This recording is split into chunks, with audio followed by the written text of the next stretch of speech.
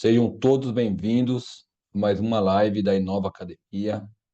Hoje vamos falar especialmente, continuando o assunto aí da live anterior, que a gente vai falar de como criar, tabelas e campos, ou seja, estrutura de bancos de dados utilizando as boas práticas. Então, vou ensinar aí uma série de macetes, uma série de dicas, de passo a passo, de como construir tabelas relacionais, explicar os conceitos, de relação, de índice, como que uma tabela relaciona com a outra, de forma simples, e descomplicada. Então, a ideia é que a gente traga aqui hoje aí uma aula muito bacana, desse conceito, que é um conceito aí que muitos desenvolvedores, muitos analistas, até muitas pessoas que trabalham com programs, não dominam 100%. E aí, às vezes, a gente pega um projeto, a gente pega uma demanda, aí quando a gente vai ver, tem uma série de probleminhas. André, funciona? Funciona. Mas, tem muitas outras opções de melhorias, boas práticas que vai dar mais qualidade na entrega do seu trabalho, que vai dar mais qualidade no, na performance do banco, mais qualidade na integração dos dados de uma forma geral. E não só isso, todo banco tem que ser escalável, a gente tem que pensar a longo prazo, Então, a gente faz uma tabela. Ah, com uma semana, com um mês, ela não vai dar problema. Quando a gente está aí com 1 ano, 2 anos, 3 anos, 4 anos, 5 anos, quando ela já tem 1 milhão de registros, 2 milhões, ou até a Microsoft Stock que tem 40 milhões de registros, aí esses pequenos detalhes começam a afetar aí o nosso banco de dados, seja questão de performance, seja questão de estrutura e seja questão de boas práticas de validação, ou até mesmo, alguns cuidados que a gente tem que ter para não permitir dados dúbios, ou seja, dados estrague a relação, a estrutura relacional, que segue as boas práticas de um banco estruturado e que tenha aí dados seguros, e dados de acordo aí com a realidade que atenda ao requisito aí do cliente. Então, nossa meta hoje é isso. Nós vamos criar um banco de dados. O banco de dados nós já criamos, desculpa, a gente fizemos na live anterior, Quem não viu na nossa live, está disponível na nossa live. Essa live a gente tem, expliquei toda a questão de áreas, como é que funciona para criar um banco de dados, como é que funciona para criar e formatar um banco de dados do zero. Então, hoje a gente vai focar exclusivamente na criação de tabelas. Muito bem. Vamos lá. Todos prontos. Quem não tiver o Progress aí, já abre o Progress, deixa o Progress no jeito. Precisa de um Progress full. Vamos abrir o nosso Data Digit para a gente começar a nossa live. Vou compartilhar a tela com vocês. Vou compartilhar a tela. Vamos lá. Screen 1. Bom, vamos lá, pessoal. Estou compartilhando a tela. Estão vendo minha tela? Só jogar aqui minha barra para o lado. Muito bem. Só confirme aí se estão vendo minha tela, só para a gente começar aqui a demonstração. Bom, muito bem, pessoal. Muito bem. Vamos lá. Criar um banco de dados, planejar um sistema parece algo simples. Mas se não tivermos alguns cuidados, não tomarmos alguns, alguns passos a passo aí que são primordiais para uma boa prática, vamos ter problemas aí com o nosso banco de dados. Então, hoje eu vou ensinar para vocês uma série aí de definições, e conceitos que são necessários para a gente trabalhar aí com a tabela bem estruturada, com o banco bem feito e, inclusive, criando a questão de boas práticas, ok? Bom, vamos lá. Eu já tenho aqui meu dicionário aberto, então vocês podem abrir o dicionário de vocês. Vou abrir com o Data Dictionary. Para quem não sabe, o Data Dictionary e o Data Administrator são as ferramentas de gestão e manutenção do banco de dados próprios. Para criar tabela no banco de dados, a gente vai utilizar aqui o Data Dictionary. Bom, Eu já tenho conectado aqui o meu banco esportes, tá? Quem assistiu a live anterior, eu ensinei como é que cria um banco, como é que parte cria um banco esportes. Para quem não sabe, o banco esportes é o banco padrão da TOTUS, da TOTUS não, desculpa, da Progress para treino, né? Lembrando que todas essas tabelas aqui são tabelas que estão aí no help do Progress, né? E eu consigo, através dessas tabelas, processar os exemplos, os samples que tem dentro dos helps do Progress e testar os samples. Então é muito legal que eu trabalho com o Banco Esportes, que é um banco para aprendizado e ajuda bastante aí no conceito. Bom, lembrando algumas dicas sobre criação de tabela. Para quem trabalha com o produto DataSul, eu já vi isso acontecer em bases de clientes. Jamais deve se criar tabela em banco do produto. A primeira questão é essa. O DataSul tem seus bancos, toda e qualquer tabela criada pelo usuário tem que ser criada onde? Dentro de um banco específico, dentro de um banco próprio. Então, esse é uma dica primordial. Por que que eu não posso criar uma tabela dentro do banco? Porque eu altero a estrutura padrão do banco. É, mas eu criei lá, não deu nada, não dá nada, mas na migração você vai esquecer, você vai, quando for fazer um upload, essa tabela vai passar batido, vai acontecer uma série de problemas. E outra coisa, eu posso alterar a estrutura do banco e em atualizações da TOTUS, atualizações do produto DataSul, eu vou ter problemas. Então, por boa prática, jamais crie tabelas dentro de um banco do produto, seja DataSul, seja qualquer produto que não seja é, um produto customizado. Então, eu tenho sempre que ter dentro do meu processo um banco customizado, um banco próprio para customizações. Quando eu já tenho um sistema, quem trabalha direto na TOTOS, trabalha em outras empresas como Cumulate, outras empresas têm sistemas próprios, aí sim, tudo bem, que já tem um banco próprio, é do próprio sistema, trabalhando no desenvolvimento do sistema. Aí tudo bem. Vamos lá. Bom, vamos lá. Pessoal, primeiro requisito, né, para mim começar a criar uma tabela, é ter meu banco conectado, né? Lembrando aí que dentro do DataSul eu tenho vários bancos. Aqui eu estou conectado ao Banco Esportes, que eu dei um alias name de SP. Então, o Banco Esportes já tem algumas tabelas que vêm por default, hoje são tabelas de treino, que já são utilizadas, mas nós vamos criar hoje nossas próprias tabelas. Bom, como que eu faço para criar as tabelas? Conhecendo um pouquinho do processo aqui, ó, eu tenho um database, eu tenho aqui as tables, eu tenho as sequence, e dentro aqui, dentro das tables, eu tenho os fields, e aqui os índices. Então, eu consigo alternar entre os botões. Cada vez que eu alterno entre os botões, os meus botões, esses botões de estruturas, os meus botões aqui internos de adição, deleção, exclusão ou propriedades, são alterados de acordo com o tipo. Bom, beleza. Então, ó, se eu quiser mexer no banco de dados, criar uma nova base e tudo mais, eu clico no database. Como eu vou começar com a tabela, vou criar aqui em tables e vou dar um create table. Bom, criar uma tabela inicialmente parece ser um processo simples. Alguns cuidados que eu tenho que ter. Quando a pessoa vai desenvolver, às vezes toma a decisão de criar, começar a desenvolver o sistema fora do ambiente onde vai ser realmente aplicado aquele desenvolvimento. Ou seja, eu tenho cliente X, cliente Y, eu estou aqui home office, vou fazer isso aqui na minha casa, mesmo no meu servidor. Posso fazer isso? Posso. Mas qual que é o requisito? É, como quem assistiu a nossa live anterior, que está lá em Nova Academia, o que que a gente viu? Que um banco, ele pode ser dividido em áreas, né? Então, a gente viu que tem um esquema área, que é as áreas deixaram para systables, tabelas internas, e eu tenho, né, áreas exclusivas, né? Áreas exclusivas para cada tipo de dados, né? Aqui é como um banco esporte, eu tenho uma área aqui para as tabelas de empregado, de inventory, de estoque, né? De custo, as tabelas de cliente, tabela de pedidos e as tabelas variadas. Então, todo banco é dividido em áreas. Da mesma forma lá do banco do DataSul, área tipo 2, você vai ter área de dados, área de index, você vai ter áreas, talvez da Multi Stock, vocês vão ter uma série de áreas exclusivas para a sua estrutura.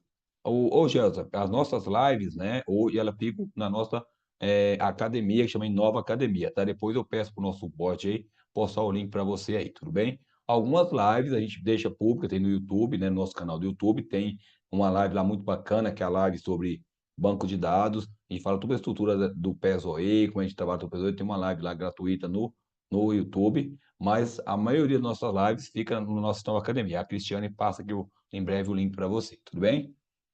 Bom, vamos lá. Então, isso é importante, gente. Vou começar a criar um banco de dados. Eu vou criar uma tabela que eu vou aplicar em outro ambiente. Primeira pergunta: as áreas do meu banco de dados, do meu cliente, é igual às minhas áreas? Se não for, eu tenho que criar um banco igualzinho, com os mesmos números de áreas, com a mesma estrutura do meu cliente. Porque na hora de fazer o dump do meu DF e fazer o load do meu DF lá no meu destino, a gente vai aprender isso aqui hoje também, como é que eu exporto uma tabela, como é que eu faço o load de uma tabela, inclusive algumas questões aí que são primordiais. A gente vai entender isso. Se as minhas áreas for diferentes, eu não vou conseguir fazer o load. Então, é um ponto importante. Outro ponto importante, que é importante entender. Vamos pegar uma tabela aqui como qualquer outra. Toda tabela, ele tem uma estrutura que chama Cycle Redundance Check. O que é esse Cycle Redundance Check? É o CRC. Todo mundo que trabalha com Progress, quando altera um campo, altera uma tabela e não compila o ponto R, o que acontece? Vai dar o famoso erro de CRC. Por quê? Toda vez que eu compilo um programa, o que ele faz? Ele cria um algoritmo, através desse algoritmo, ele calcula um hash, e esse hash, ele valida um número de CRC, para que ele garanta que aquele ponto R, ele é compatível com aquela tabela.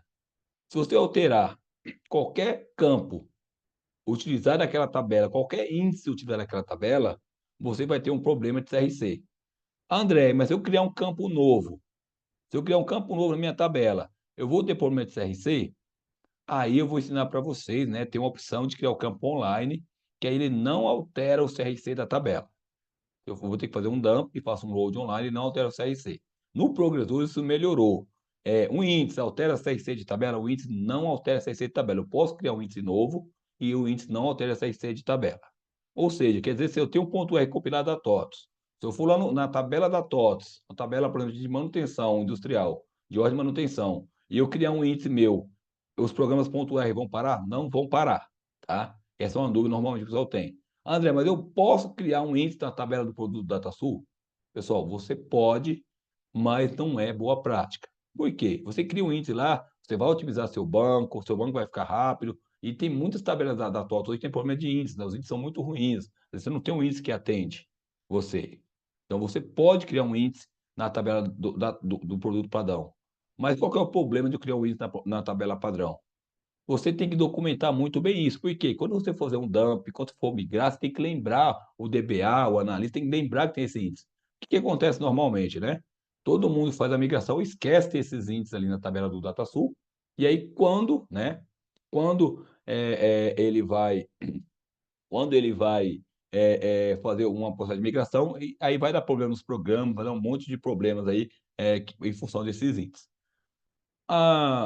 Bom, questão de índice, né, nós já tratamos disso, lembrando, né, que uma boa prática, né, no DataSul, quando o banco está online, eu não consigo criar um índice online, uma tabela que está em uso. Então, o que a gente faz? A gente cria um índice, né, inativo e depois, né, em um momento de parada de banco, a gente faz um DX Builder, né, faz um ProTil, -C, o nome do banco, e ProTil, o nome do banco, -C DX Builder. Esse comando serve para quê? Para ativar o índice, né, e reconstruir aquele índice, ou IDX Active, tem vários comandos do ProTil que eu posso ativar esse índice. Mas nosso foco não é hoje, não é manutenção, é só uma dica aí, questão de índice. Bom, perfeito. Então, assim, eu preciso criar uma tabela. Então, primeira coisa, né, eu preciso mapear, preciso fazer um documento antes, entender a minha estrutura relacional, com quais campos se relacionam, quais são os campos, as chaves primárias, quais são as chaves estrangeiras. O que é a chave primária, né? A chave primária é a chave única e exclusiva da tabela. O que são chaves estrangeiras? Chaves estrangeiras são chaves que se relacionam com outras tabelas. Por exemplo, no caso do aluno, eu posso ter, por exemplo, a UF, e eu posso ter uma tabela de UFs, né? Eu posso ter uma tabela, por exemplo, que tem a family, eu posso ter uma tabela relacionada do customer com a family, do item com a family, do product com a family. Então, todo índice, toda chave, todo campo que é criado para se relacionar com outra tabela é chamada de chave estrangeira. Um exemplo muito clássico, né? É na nota fiscal do item nota fiscal do item código. Então, o item código na nota fiscal, no item nota fisc, é chave estrangeira da tabela item, né? Porque ele se relaciona com a tabela item. O cliente, no o código emitente, na tabela nota fiscal, é uma chave estrangeira da tabela, de emitente, e assim sucessivamente. Então a gente tem que entender muito bem esse conceito, por quê, né? Eu tenho que criar índices exclusivos para cada chave estrangeira. Vou explicar isso daqui a pouquinho, como é que funciona essa questão do relacionamento, né, como é que a Progress, cria um relacionamento. Então isso é um ponto, né, muita gente está acostumado com SQL, está acostumado com Postgre, está acostumado com outros bancos de dados relacionais, lá você faz o quê? Você cria uma foreign key, você faz um link entre essa foreign key, e essa foreign key garante a integridade referencial. No Progress não tem isso. Como que a gente faz isso? É com triggers, validations, vou explicar como é que faz isso, com validations, com validações e com índices bem definidos. Ele sabe que a tabela está relacionada a outra através dos índices. Então a gente tem que ter uma forma que a gente consiga criar índices, que o Progress entenda, né, que aquela tabela se relaciona com a outra tabela. Aí tem algumas dicas que eu vou ensinar, como é que cria esses índices e tudo mais. A gente vai ver aqui, agora na sequência. Bom, o que nós vamos fazer agora? Para exemplificar, a gente vai aprender o básico agora. Como que eu crio uma tabela básica, né? Então, vamos dar um create table. Vou criar uma tabela aqui chamada aluno. Bom, aqui é importante, né? A área. Então, onde que eu vou armazenar a minha tabela? Então, normalmente, alguns, né? Aqui eu posso ver que no Banco Esporte eu tenho uma área para employees, para empregados, para estoque, para customers, para pedidos. E eu tenho uma área MISC aqui, que é MISC, são tabelas genéricas, né? MISC veio de genérico, né? Então, tabelas genéricas. Então, no banco de dados de vocês também, vocês vão ter áreas definidas. Jamais, isso eu digo, jamais hoje, no Progress 9, eu só costumava criar tabelas aqui na esquema área. Esquema área não é indicado criar tabela. Ah, mas só tem esquema área, aí não tem jeito, né? Então, esquema área hoje é reservada no Progress, principalmente no Progress 12, no Progress 11, para o quê? Tabelas de sistemas, tá? Tabelas de sistema. Então, isso é importante. Então, o que são essas tabelas de sistemas, André? São essas tabelas aqui, ó, systables. Ó, vamos ver aqui em View, Show Hidden Tables, ó, que são as tabelas ocultas. Então, o que são essas tabelas ocultas? São todas as tabelas de gestão do banco de dados. Aqui os usuários, administradores, tabelas, views, ó, underline news, ó, os usuários do banco de dados estão aqui. Todo underline user, underline IO, controle de transação, user status, então user view, né, a view, todas as tabelas, né, de gestão do banco de dados, de status, estatística, de log, tudo isso o banco usa, de toda a configuração do banco fica na Systable. Então muita gente não sabe disso, né, mas eu consigo ver. Então todas as tabelas underline ficam na Systable. Então é um ponto importante. Então é legal, consigo usar isso aqui para ver o usuário, para manipular a segurança, para fazer uma série de coisas, para ver lock de usuário, para ver estatística de banco, para ver uso, transações. Então, tudo isso eu consigo usar a Systables para mim ter essas informações de forma via editor, para mim não precisar ter que ir lá no ProEnv, no monitor do banco de dados, ficar monitorando isso. Eu consigo fazer isso através das tabelas Systables, ok? Bom, esse é o primeiro ponto. Vou desmarcar aqui, né, para não mostrar as tabelas ocultas. Lembrando, pessoal, que underline só pode ser criada as tabelas de sistema. O Progress não deixa eu criar uma tabela começada com underline, uma tabela de usuário, tá? Bom, para criar uma tabela, então, vamos lá, né? Vou dar um create table, vou dar o nome da minha tabela. André, no meu sistema lá eu uso ES como sigla. Aí eu uso ESCC. Eu posso fazer isso, tracinho? Pode, tá? Se você tem um módulo, e você quer criar uma sigla para identificar aquele módulo, por exemplo, há um módulo específico, ES, né, CC de compras, né, e a tabela aluno, ou do módulo da nova academia, ES, IN, o IN, aluno. O que é legal, pessoal, o que é importante? Se vocês perceberam no DataSul, todas as tabelas do MS5, HCM não usa mais traço, usa underline. Agora, com a transformação digital do DataSul, onde a gente tem que trabalhar muito aí com back-end, baseado em APIs REST, né? Para quem já não sabe, quem passou das minhas lives, eu canso de falar. Quem passou agora do planeta TOTOS, né? A TOTOS reafirmou isso. As telas DDK, as telas Progress padrão vão morrer. vão acabar. Tá no roadmap da TOTS. A TOTS vai descontinuar todas as telas Progress. O que que vai ter? Telas back-end APIs Progress e front-end PUI, né? Não vai ter mais tela Progress. Então isso é fato. Tá marcado, é meta da TOTS, tá já no roadmap e isso não vai demorar muito para acontecer. Então, tem essa mudança de conceito aí que tá gerando essa ruptura, né. Inclusive, né, a Inova Academia nasceu para isso, né, nasceu para trazer, esse treinamento, para trazer esse conhecimento, para encurtar esse conhecimento, né.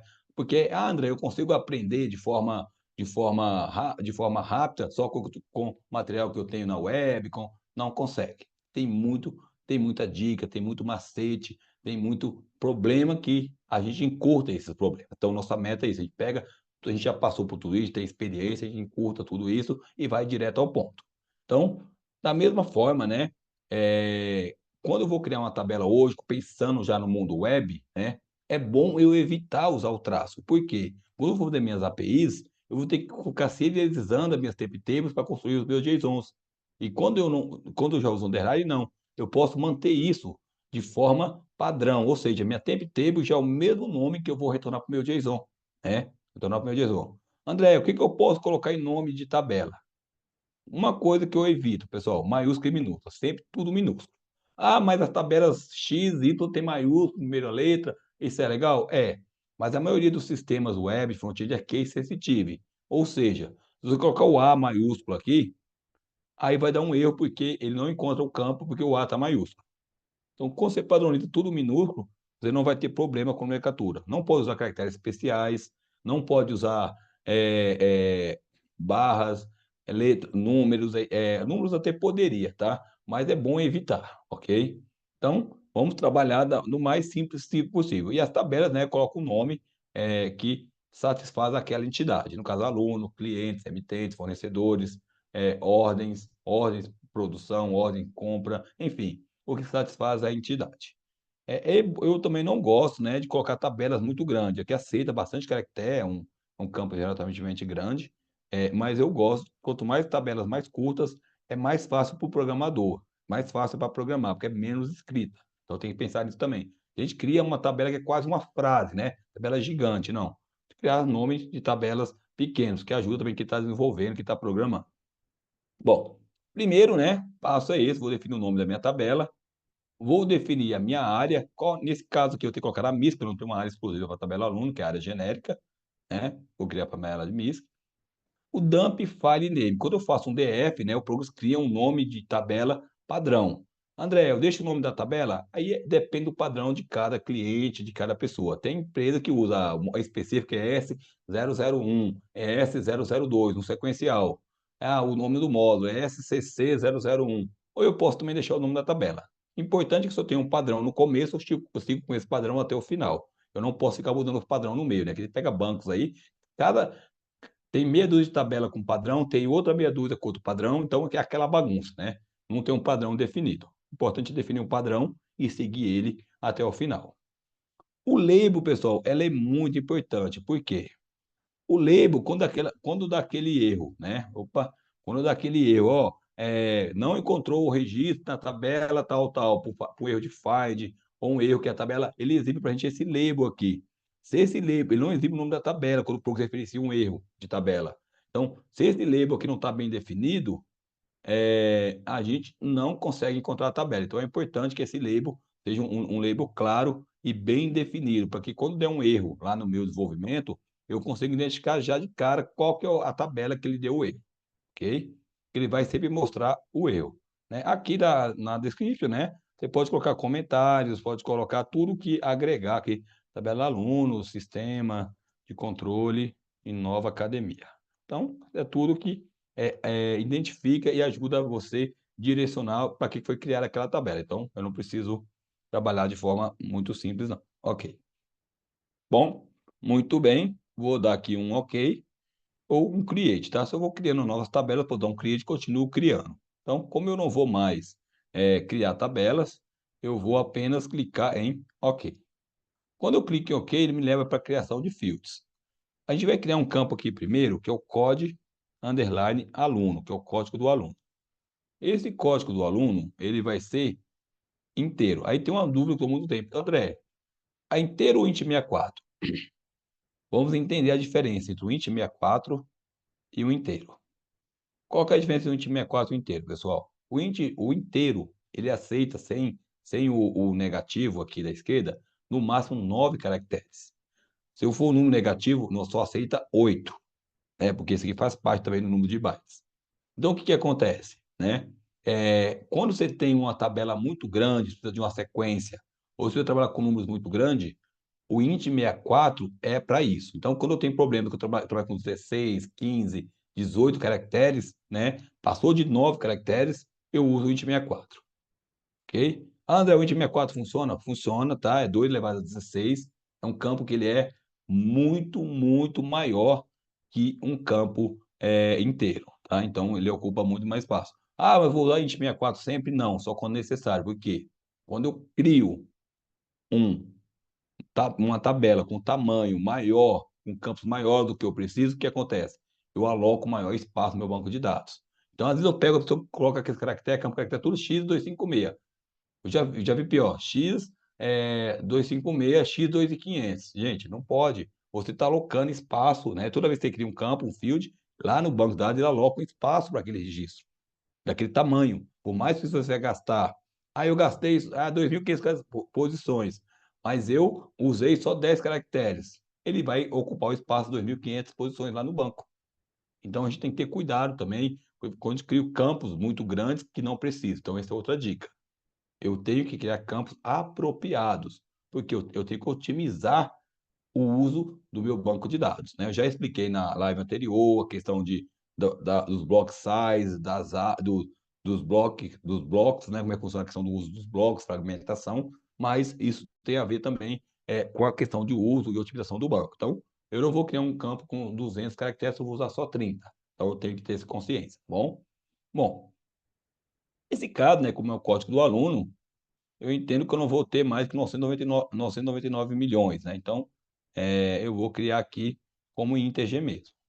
Bom, aí pessoal, muita gente tem dúvida: "Puta, André, quais os formatos de números que o Progress aceita?" Não tem problema, é só clicar aqui em examples, né, e aqui ele já mostra, né, agora o exemplo, ó. Então isso é importante, tudo que maior, são zeros, mas pode só que é um número que ele fica, né, suppress. O que é suppress? Ele não mostra o zero à esquerda. "André, eu quero que mostre o zero à esquerda", eu coloco tudo noves, né. E aqui o formato de separador de milhar, né, com separador de milhar, e aqui eu quero, por exemplo, né, com zeros, né, 6 dígitos com brancos, né, que eu quero que coloque tudo que for zero à esquerda, ele muda para brancos, né. E aí que eu posso criar máscaras, né, da forma que eu quiser. Posso colocar canal de cifrão, posso colocar débito, posso colocar crédito, posso colocar qualquer caractere para formatar meu campo, ele aceita, ok? Então, nesse caso, como é um código, vou fazer da forma simples, não tenho negativo, e vou trabalhar aqui com o máximo que permite o inteiro. Bom, o label é o que vai aparecer na tela, então aqui, vou colocar aqui o código, né, código. O init é o vale, isso que é importante, né, como é que começa meu campo? Meu campo inteiro, o init é o vale, quando eu crio o registro, vou iniciar com zero. A description, né, é tudo que identifica seu campo, tudo quanto é documentação adicional, é um campo que tem arrays, que tem valores, padrões, tenho que colocar tudo aqui na descrição. Código do aluno, eu vou colocar no código do aluno é documentacional. E aqui, né, o help text é aquele lá quando tem a barra de status, que aparece lá para o usuário lá, o help, né, o código. Aqui eu posso colocar alguma coisa para ajudar, né, informe o código do aluno. Então isso daqui, né, é importante, porque eu tenho aí uma ajuda, né, um help para o usuário.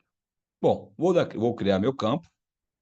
Eu vou criar um campo agora, nome, né, todo aluno tem que ter um nome, né, nome. Então vou mudar aqui para caractere. Opa, caractere.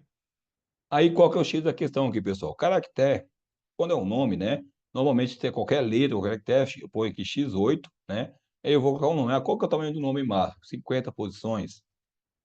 Eu acho que não precisa mais que isso, né, mais 50 posições.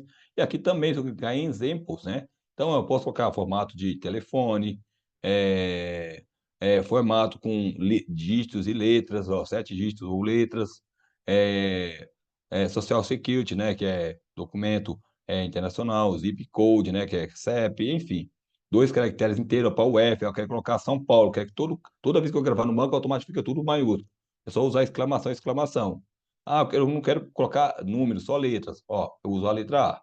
E assim, né, eu tenho aí, já todas as formatações de exemplo aí que o Banco Progress me dá. Então, nesse caso, a gente não precisa for colocar uma máscara, especial, eu vou usar aqui um X, né, que é N, né, qualquer caractere, independente se é caractere especial, se é dependendo do caractere, ou, mas o nome pode colocar número?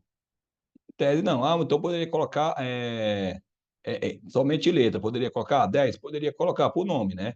Eu não sei se tem o José 10 da Silva 15, né, não conheço, né, mas para não ter problema eu vou deixar como X mesmo. Então, deixar como X, o label a mesma coisa, né, vou colocar o nome.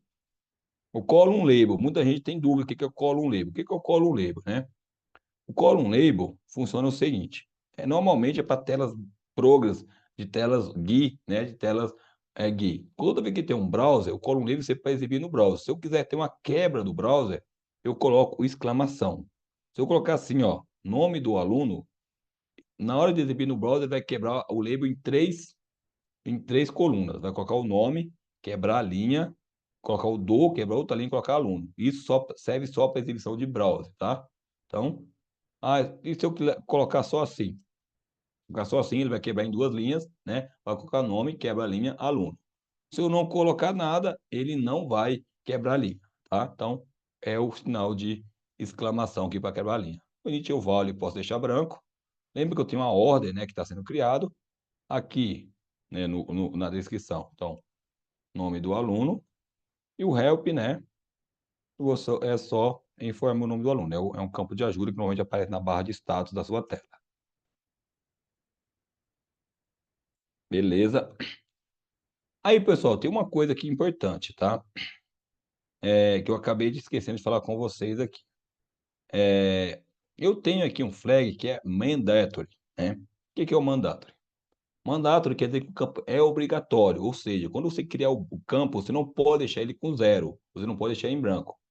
Nesse caso aqui, como o código do aluno, ele é a chave, ele não pode de forma alguma ser preenchido com valor nulo ou zero. Então, eu vou criar aqui, eu vou colocar que ele é mandatório, ou seja, ele é obrigatório, né? Ou seja, lá no SQL Server quer dizer que é not null, né? Para quem conhece SQL, Oracle, outros bancos como Postgre, né? O not null, a mesma coisa do not null, ou seja, é o mandatório.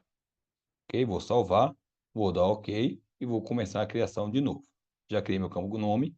Agora eu vou ensinar para vocês a criar um campo lógico, que é muito importante. Então, vou criar um campo aqui, L ativo, para dizer se o usuário está ativo, sim ou não.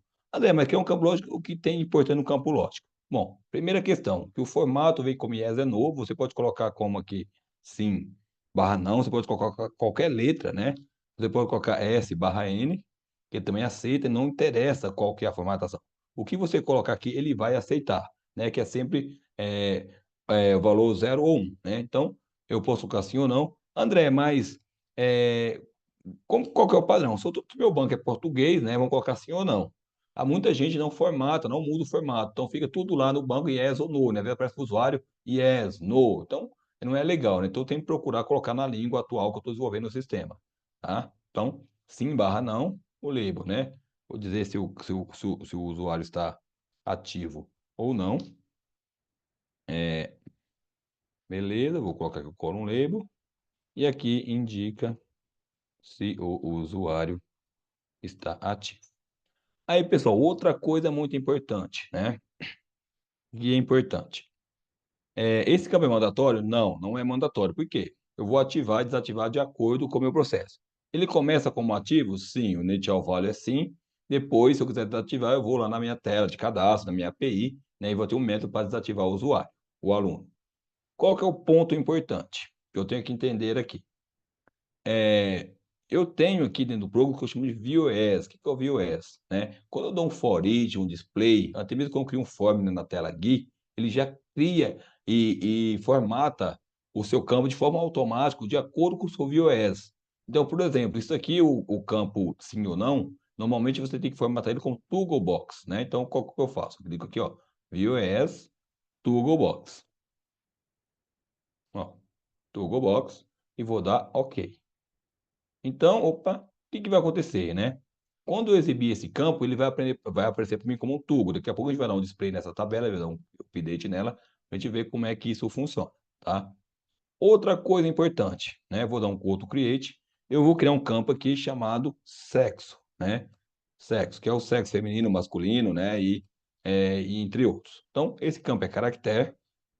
Qual que é o X da questão? No caso do, do, do sexo, eu quero ter somente dois valores, que é masculino ou feminino. Eu quero só ter somente dois valores. Então, o que eu vou fazer isso aqui? Eu vou criar isso aqui, né? Que é só vai aceitar só um valor. Qualquer exclamação é só um valor maiúsculo, é M ou F. Aí, o que que eu vou fazer? Vou colocar aqui é o sexo, né? Do aluno. Beleza. Vamos preencher.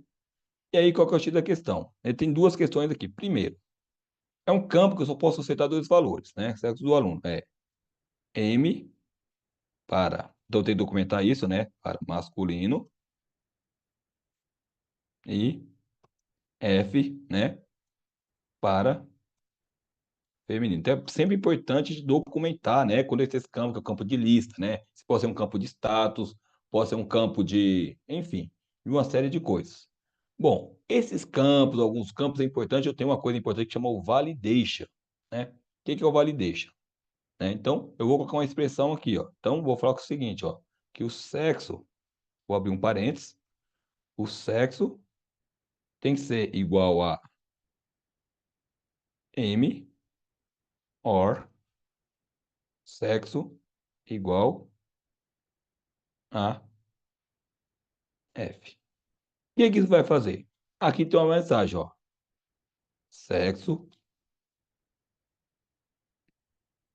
não pode ser diferente de M para masculino e F para feminino. O que que vai acontecer? O próprio banco vai validar isso aqui para mim. Se for uma API, uma trig, um programa, ele vai garantir que eu vou gravar somente M ou F, né? Normalmente as pessoas não têm o costume de criar uma validation. André, por que usa validation? Todos os campos de lista, de valores, de que eu tenho valores, faixa de valores, eu tenho que criar um validation. Por quê? O próprio banco vai retornar uma mensagem, vai dar um erro, né? E vai bloquear, né? Vai bloquear a minha gravação incorreta do banco, ou seja, não vai gerar um dado inconsistente. Então, criei aqui minha cláusula. André, por que eu vou usar isso aqui? A gente vai aprender também. A gente vai usar isso aqui para validar chaves estrangeiras. Lembra das foreign keys? E vou usar isso aqui também para validar as chaves estrangeiras. Beleza, fiz minha validação. Aí outra coisa, né? Eu só posso dois valores, é masculino ou feminino. Então, eu vou garantir também que na hora que eu exibir o campo, já exibo no Brunão, online, não que se altera no campo, tá? Você não vai conseguir. Não vai conseguir, tá? Isso aí é online se tiver só você usando a tabela, tá? Eu vou repetir. O Progress 12 ficou mais inteligente. No Progress 11 para trás, se o banco estava conectado, você não conseguia alterar. Hoje mudou um pouco. Se você está com o banco online, mas ninguém estiver conectado naquela tabela, você consegue. Só nessa situação. Se tiver alguém utilizando, você não vai conseguir.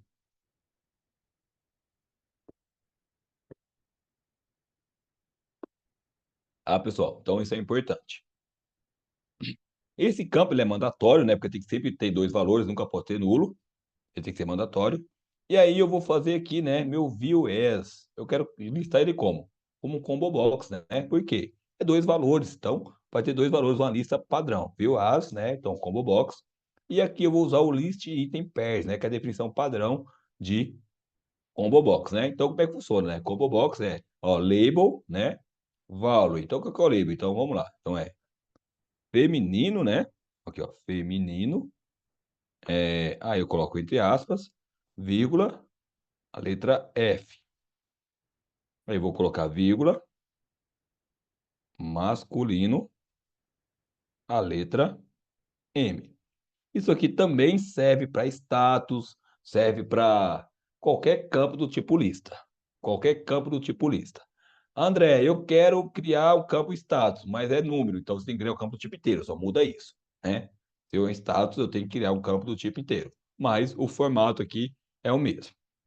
Beleza? Então vou dar OK, né? E aí vou dar um create. Só para a gente finalizar aqui, eu vou criar mais um campo, que é um campo decimal. Qual que é o campo decimal? Vou criar um campo chamado de peso, né? Vamos supor que aqui para o aluno o peso é importante, porque vai ter que fazer academia, vai ter que fazer educação física, eu preciso saber o peso do aluno.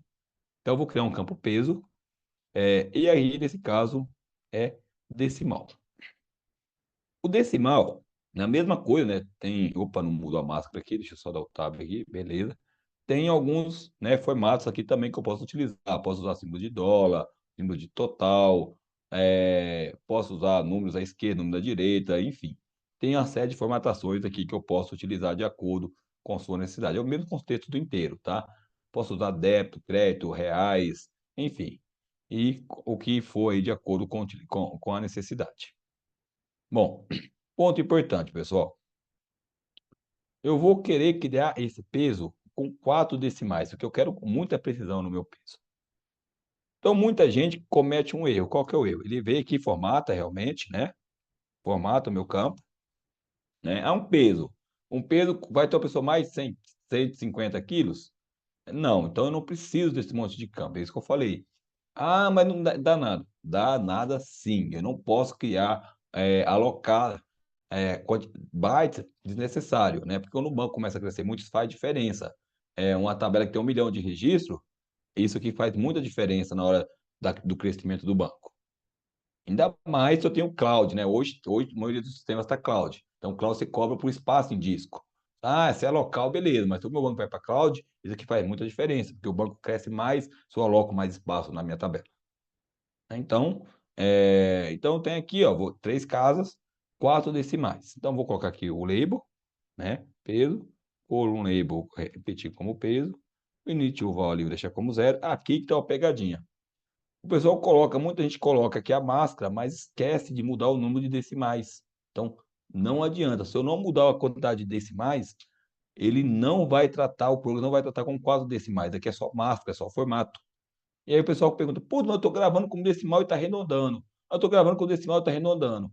Por quê? Né? Porque eu esqueci de informar a propriedade decimals, né? Então, para quem sabe, lá quando eu defino uma variável, né? Eu tenho que colocar format, né?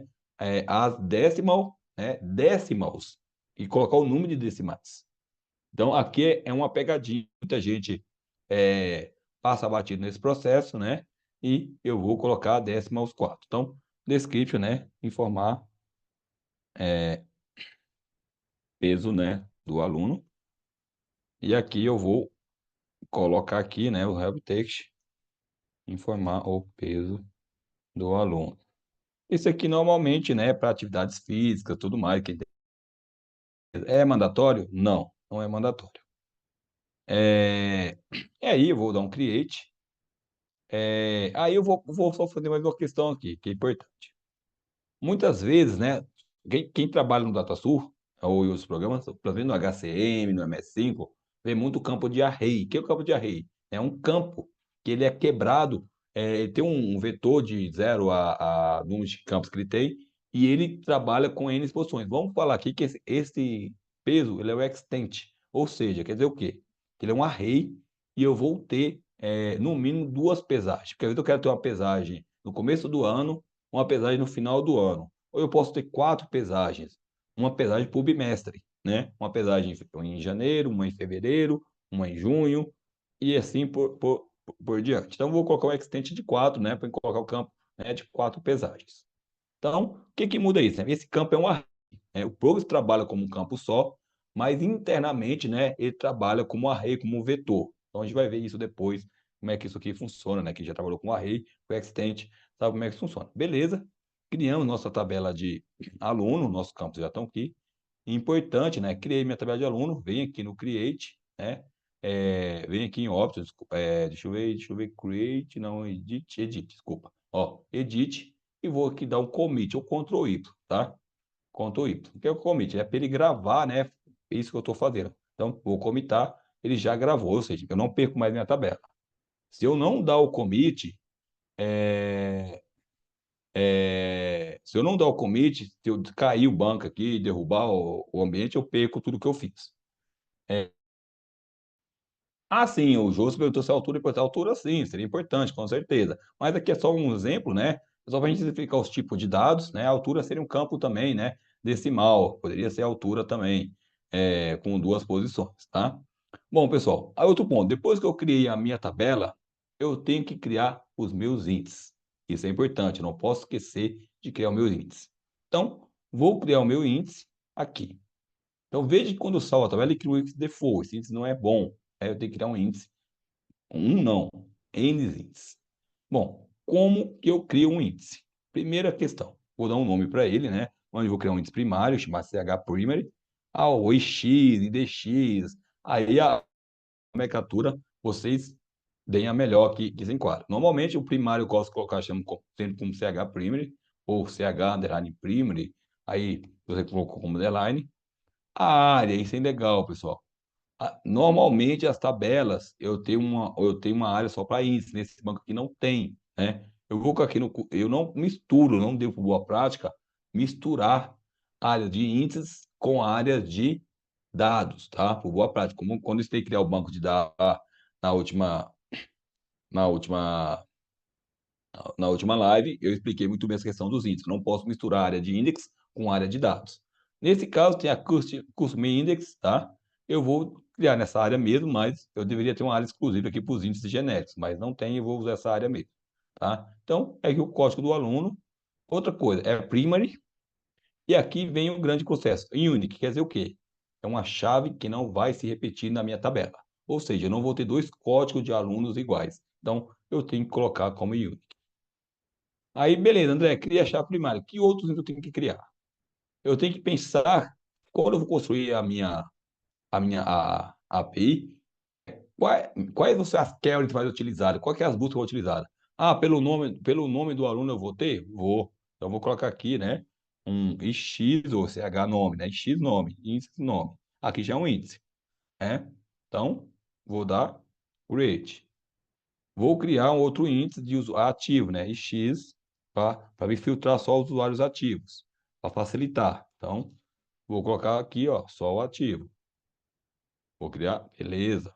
Vou criar outro índice para me filtrar por sexo, né? X, underline, sexo. Mas eu quero colocar no sexo, né?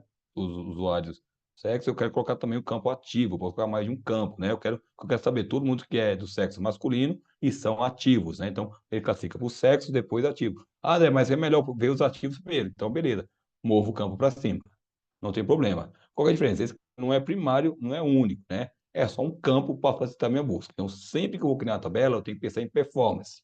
Se eu estou pensando em performance, eu tenho que buscar, beleza, quais os mais variados tipos de busca que eu tenho que ter usuário. Então, eu tenho que criar o máximo de índices possíveis para que, né, para que né, o meu usuário, né, o meu desenvolvedor lá da tela, o meu desenvolvedor do front-end ou da API, né, ele consiga ter performance. Ou você mesmo, você é o desenvolvedor, você tem que pensar nisso, né? Puta, eu tenho que buscar por nome, hoje com a tela web é normal, né? É, Ô Francisco, isso é importante, tá? Normalmente, toda a tabela, por boa prática, bem lembrar para o Francisco que é importante, né? Eu não cria um campo data, isso é importante. Toda a tabela, normalmente, tem que colocar o usuário de criação, que é o user, que é o usuário, isso é importante. Por quê? Para você ter um mapeamento, né? Isso é boa prática. O mapeamento de quem, né? Quem criou aquele campo, né? Você tem que colocar o usuário, aqui, você pode colocar aqui, por exemplo, de 20 posições. Aí você pode criar também o que eu chamo de, né? Você pode criar também o campo data e o campo hora, né? Então, vou criar o campo.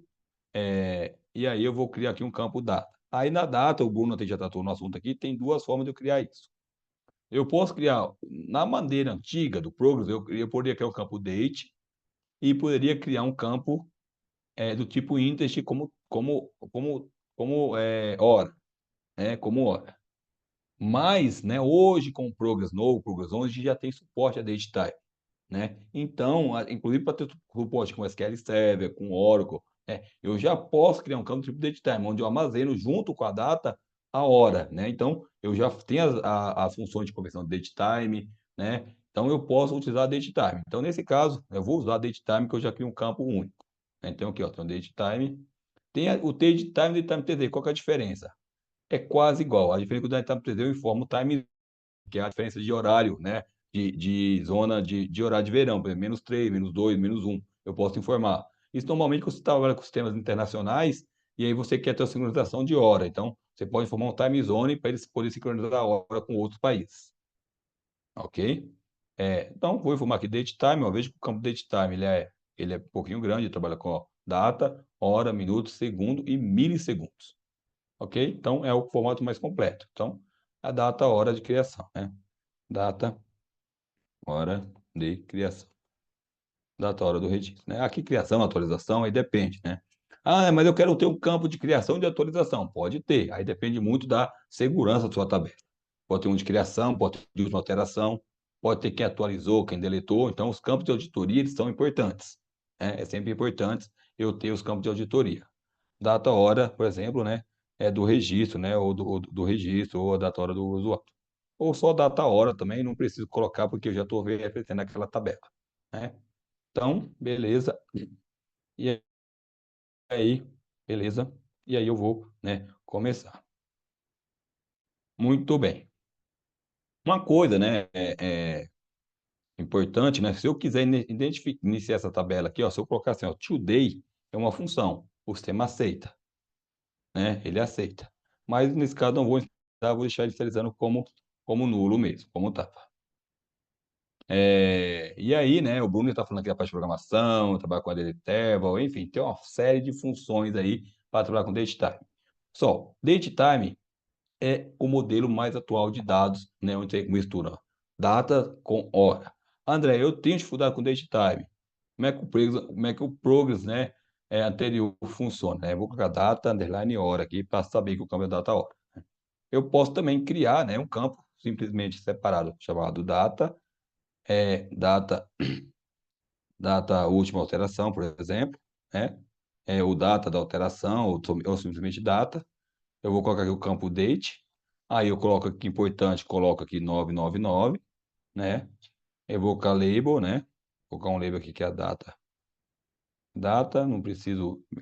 Aí eu posso, né? Se eu quiser também, eu posso inicializar aqui com variável today, por exemplo. Toda vez que criar o registro, já cria como today.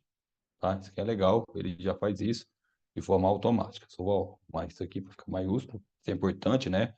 A gente tem que ter um cuidado com a escrita, né? Porque faz parte da qualidade da nossa entrega. Então a gente tem que ter. É isso mesmo, today com datetime dá 00, porque a hora ele não coloca. Então eu tenho que usar uma função lá de now para retornar a data completa. Isso, é isso mesmo. Fechou. Então, eu vou dar um create. Aqui eu vou colocar aqui um time, né? O que que é o time? O time, eu não posso colocar time que é para reservar. Eu vou colocar aqui hora, né? Hora. Aí eu vou colocar a hora. Normalmente eu trabalho como inteiro, tá, pessoal? Não tem campo do tipo hora. Tem gente que trabalha com caractere, tem gente que trabalha com. Tem gente que trabalha com inteiro. Por quê? Por que é melhor trabalhar com inteiro? Porque o campo hora, a programação já trata de forma default. Então, como que ele trata o campo hora? Ele pega sempre a hora a partir da meia-noite e vai contando em segundos. Então, a hora, 1 hora da manhã, qual que é o tempo de hora? 60, 60. 3.600. 2 horas da manhã, 3.600 vezes 2. E assim sucessivamente, né? Então, aqui eu posso usar aqui, eu posso colocar, por exemplo, aqui, né, a hora, o campo hora, hora. Aqui eu posso utilizar com time, se eu quiser, né? Com a função time. Beleza? Description, né? A mesma coisa. Muito bem, muito bem. Aí eu vou tratar a questão BLOB, a gente vai criar uma tabela de anexo aqui daqui a pouco, tá, Marcos? A gente vai tratar isso daqui a pouco. Vamos lá. E aí, criei meu campo hora. Qual que é a diferença, pessoal? Opa, aqui não, ele não aceita a função time. Não. Deixa eu colocar initial value como zero. Beleza. Então, ó, aqui, ó, é o mesmo campo, é um campo data hora. Aqui é um campo data e um campo, né, hora. Ah, André, eu tenho que criar campo de auditoria para todas as tabelas? É ideal. Boa prática, tá? Eu normalmente crio para todas as tabelas. Eu tenho data da alteração, data da última alteração, a data hora da última alteração, o usuário de criação, o usuário da última alteração. Por quê? Depois você precisa ter um histórico, você vai saber quem que alterou, você vai saber quem que foi que mexeu no registro. Para auditoria ajuda muito. E é uma boa prática, né? Eu sempre ter esses dados. Muito bem, vou dar um Ctrl Y aqui para não perder as minhas alterações. Muito bom. Já criei meus índices. Aí, qual que é o X da questão, pessoal? Meu campo código, eu quero que seja um número sequencial único, controlado pelo sistema. Eu quero que seja um campo que seja controlado pelo sistema, que eu não quero ficar incrementando esse número manualmente. Aí eu tenho a função, né? Depois, na nossa aula de programação, eu já ensinei isso. A gente tem a função que é o current value e o next value para trabalhar com sequence. Então, eu vou criar uma sequence para mim criar um contador para controlar o meu código do aluno. Então, isso é importante. Toda vez que eu tenho um código que eu tenho um contador automático. Ah, André, mas eu dou um find last e somo mais um. Não é boa prática. Né? Exceto a tabela de nota fiscal, porque não tem chave única, que é por série, que é uma tabela que não é que eu tenho, que não é por não sequencial, mas toda vez que eu tenho um sequencial, eu tenho que criar uma sequence, tá? É boa prática. Então pode ver que aqui, ó, já tem várias sequências que o Banco Esportes criou. Nós vamos criar a nossa sequence. Como é que cria a sequence? É muito simples. Eu clico aqui na sequence e dou um create sequence. Então, vou dar um nome, né? Sec underline aluno, né? O nome da tabela, normalmente, é sempre o nome da tabela. E vou colocar o init value 0, estou começando agora. Incrementa de 1. Ah, André, vou incrementar de 10 em 10. Daria? Daria. Upper limit, né? Que eu posso definir um limite máximo. Eu posso dizer, vai chegar aqui até 1 milhão, 10 milhões aqui, ou 100 milhões, ou 1 milhão, né? 1 milhão. Vou chegar a 1 milhão, ele volta para o zero. Eu posso fazer isso? Posso, tá? Isso posso fazer, não posso fazer. O ciclo, eu não gosto do ciclo, por quê do ciclo, né? Aí, se é uma chave primária, né? Se ele zerar, o que vai acontecer? Vou ter problema, né? Vai começar a gerar um novo código e esse código não é bacana, vai dar erro de chave primária, de estouro de índice, né? Então, não posso fazer isso. Mas, dependendo da situação, eu posso criar um índice que chega num determinado valor e ele reinicia a contagem. Ok? Muito bem, criei a minha sequência, né? Lembrando, né, que a minha sequência eu vou usar nessas questões de números, contadores únicos, código do aluno, emitente, NR pedido da TOTS ali, NR pede compra, toda a sequência, toda numeração que é única e não repete, eu posso usar uma sequência para controlar. Ah, mas eu tenho faixas, faixa complica, eu tenho que trabalhar com faixas, né? Então eu tenho que ter um cuidado aí quando eu trabalho com faixas. Bom, beleza, criei minha sequence, né? Hoje não é nosso foco ensinar a parte de programação, né? Mas lembrando aqui que eu tenho duas funções para trabalhar com a sequence. Depois você olha no help, que é o current value,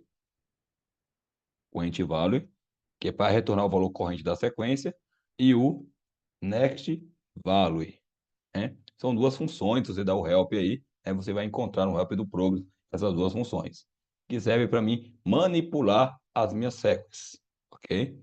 Então, já estou aqui, vou dar o Ctrl Y, criei, né, a minha sequência. Muito bem. Agora eu vou criar uma tabela de notas, né? Porque a gente tem que ter uma tabela relacional. Agora eu vou ensinar vocês a criar uma chave estrangeira no padrão correto, ok? Então, pessoal, vamos lá. Vou criar uma tabela de notas. Para a tabela de notas. Criei a minha tabela. Vou criar aqui na minha área. Lembrando que eu tenho que ter minha área. Vou colocar aqui na minha tabela MISC, né?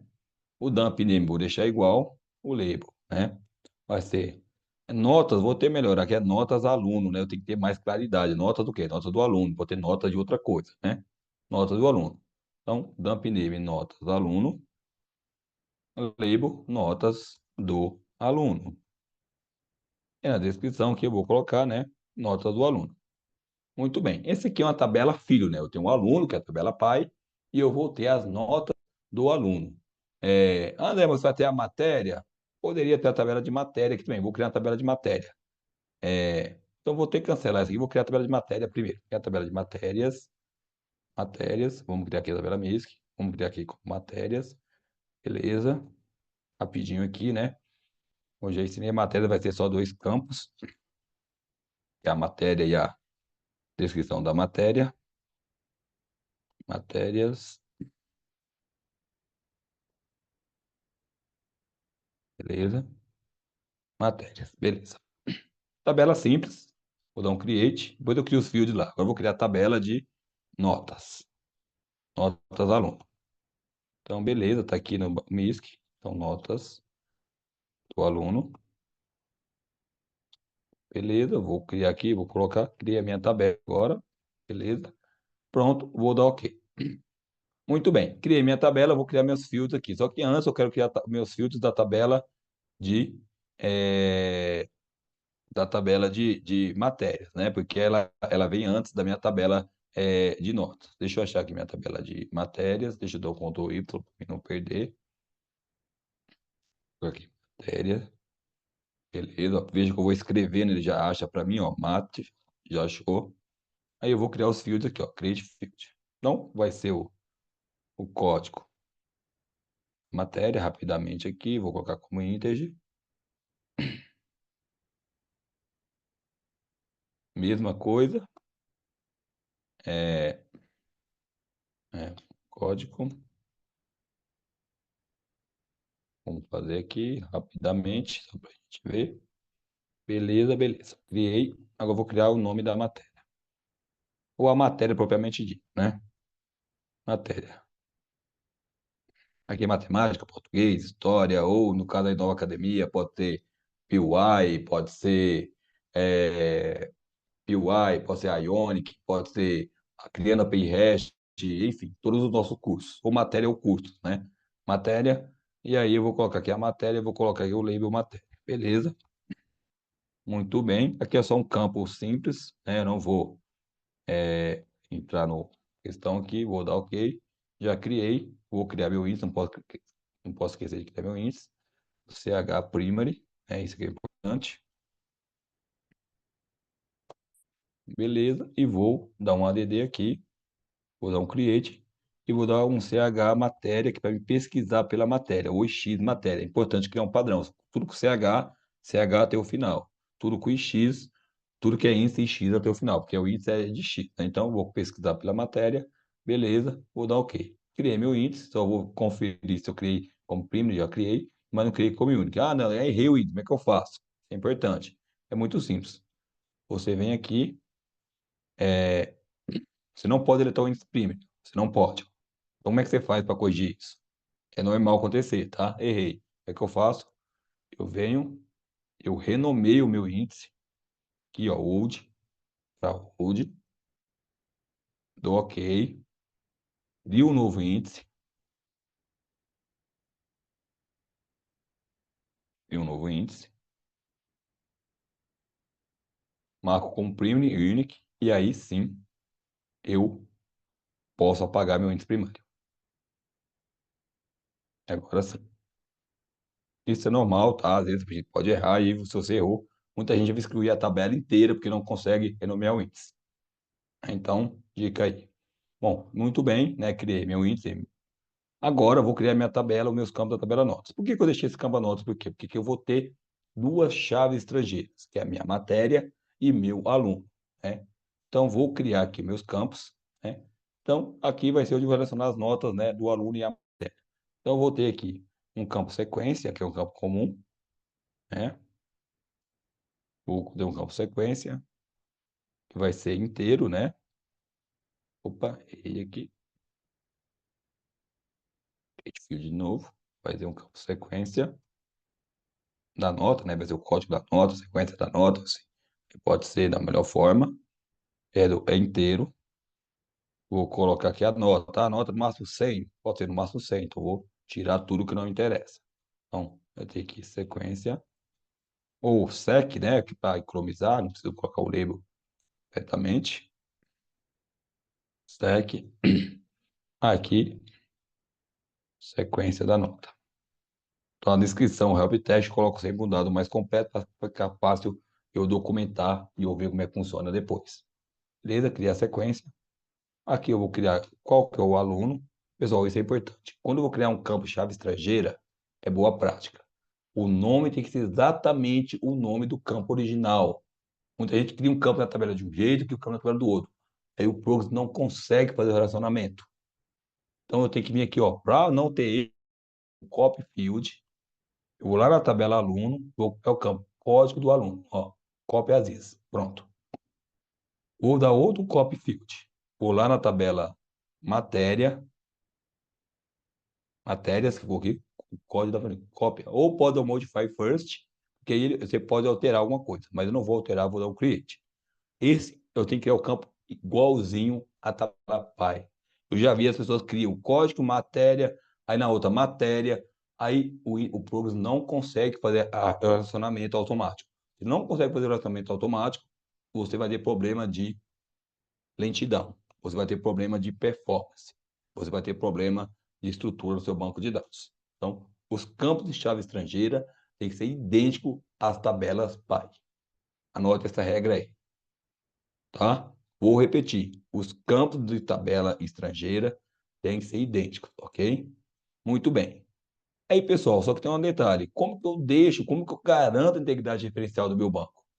Como eu falei para vocês, não é igual o SQL que você cria uma foreign key ou Oracle, que ele vai lá e linka automaticamente a tabela.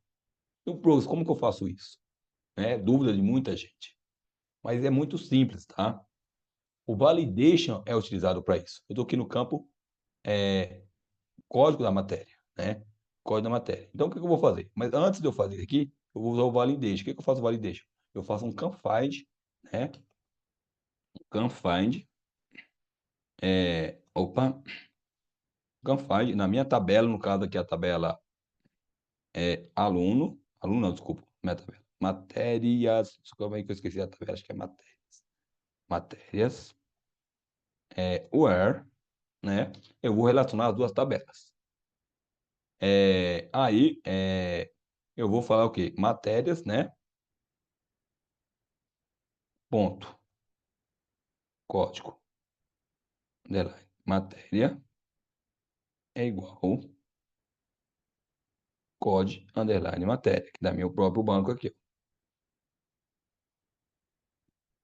Aí eu vou colocar uma mensagem de validação aqui. Vou colocar a mensagem de validação, né? Banco, é, é, para cadastrar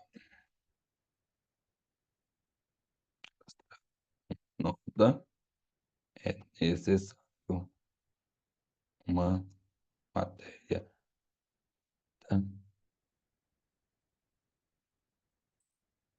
cadastrada na tabela cadastrada. Beleza. Ou para casar nota, não.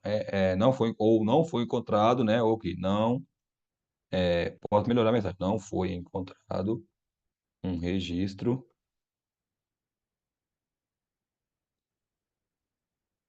válido na tabela em matérias. Matérias com a chave informada. Com a chave informada.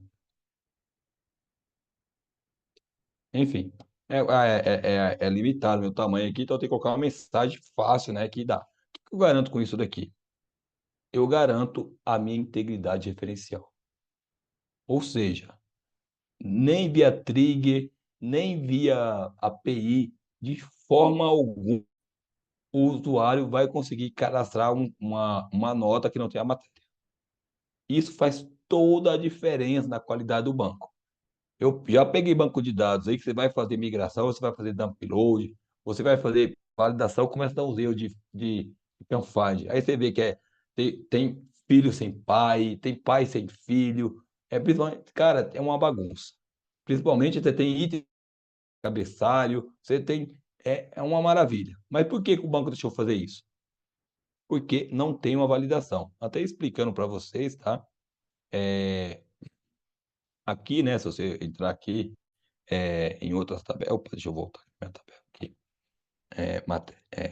notas. Depois eu mostro um negócio, mas deixa aqui. Bom, criei aqui, vou fazer a mesma coisa aqui no código do aluno. Então, ó, no código do aluno, a mesma coisa, vou aqui em validation, vou fazer aqui meu canfind. Canfind. Então, minha tabela é alunos, acho que é alunos, né? É aluno, alunos, código, né? Opa, tá errado aqui, é canfind de alunos, o L, né? Canfind de alunos, o where, alunos, código do aluno é igual, né? O código do aluno. O código do aluno. Pessoal, isso é importantíssimo, tá? É importantíssimo. É importantíssimo. Não tem esse ponto aqui, porque isso garante a integridade referencial do meu banco. Por mais que o programador seja estagiário, por mais que o programador seja limitado, que ele não tem esse conhecimento, se você definir, você é um programador sênior, você é um programador experiente, você definiu bem o seu dicionário, o cara não vai conseguir fazer cagada.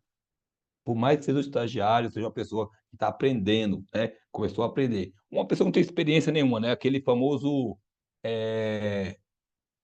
fuçador, né? Pessoa que nunca programou, nunca fez nada, aí o cara resolve lá do nada criar uma tabela, né? Já vi muito isso em muitos locais.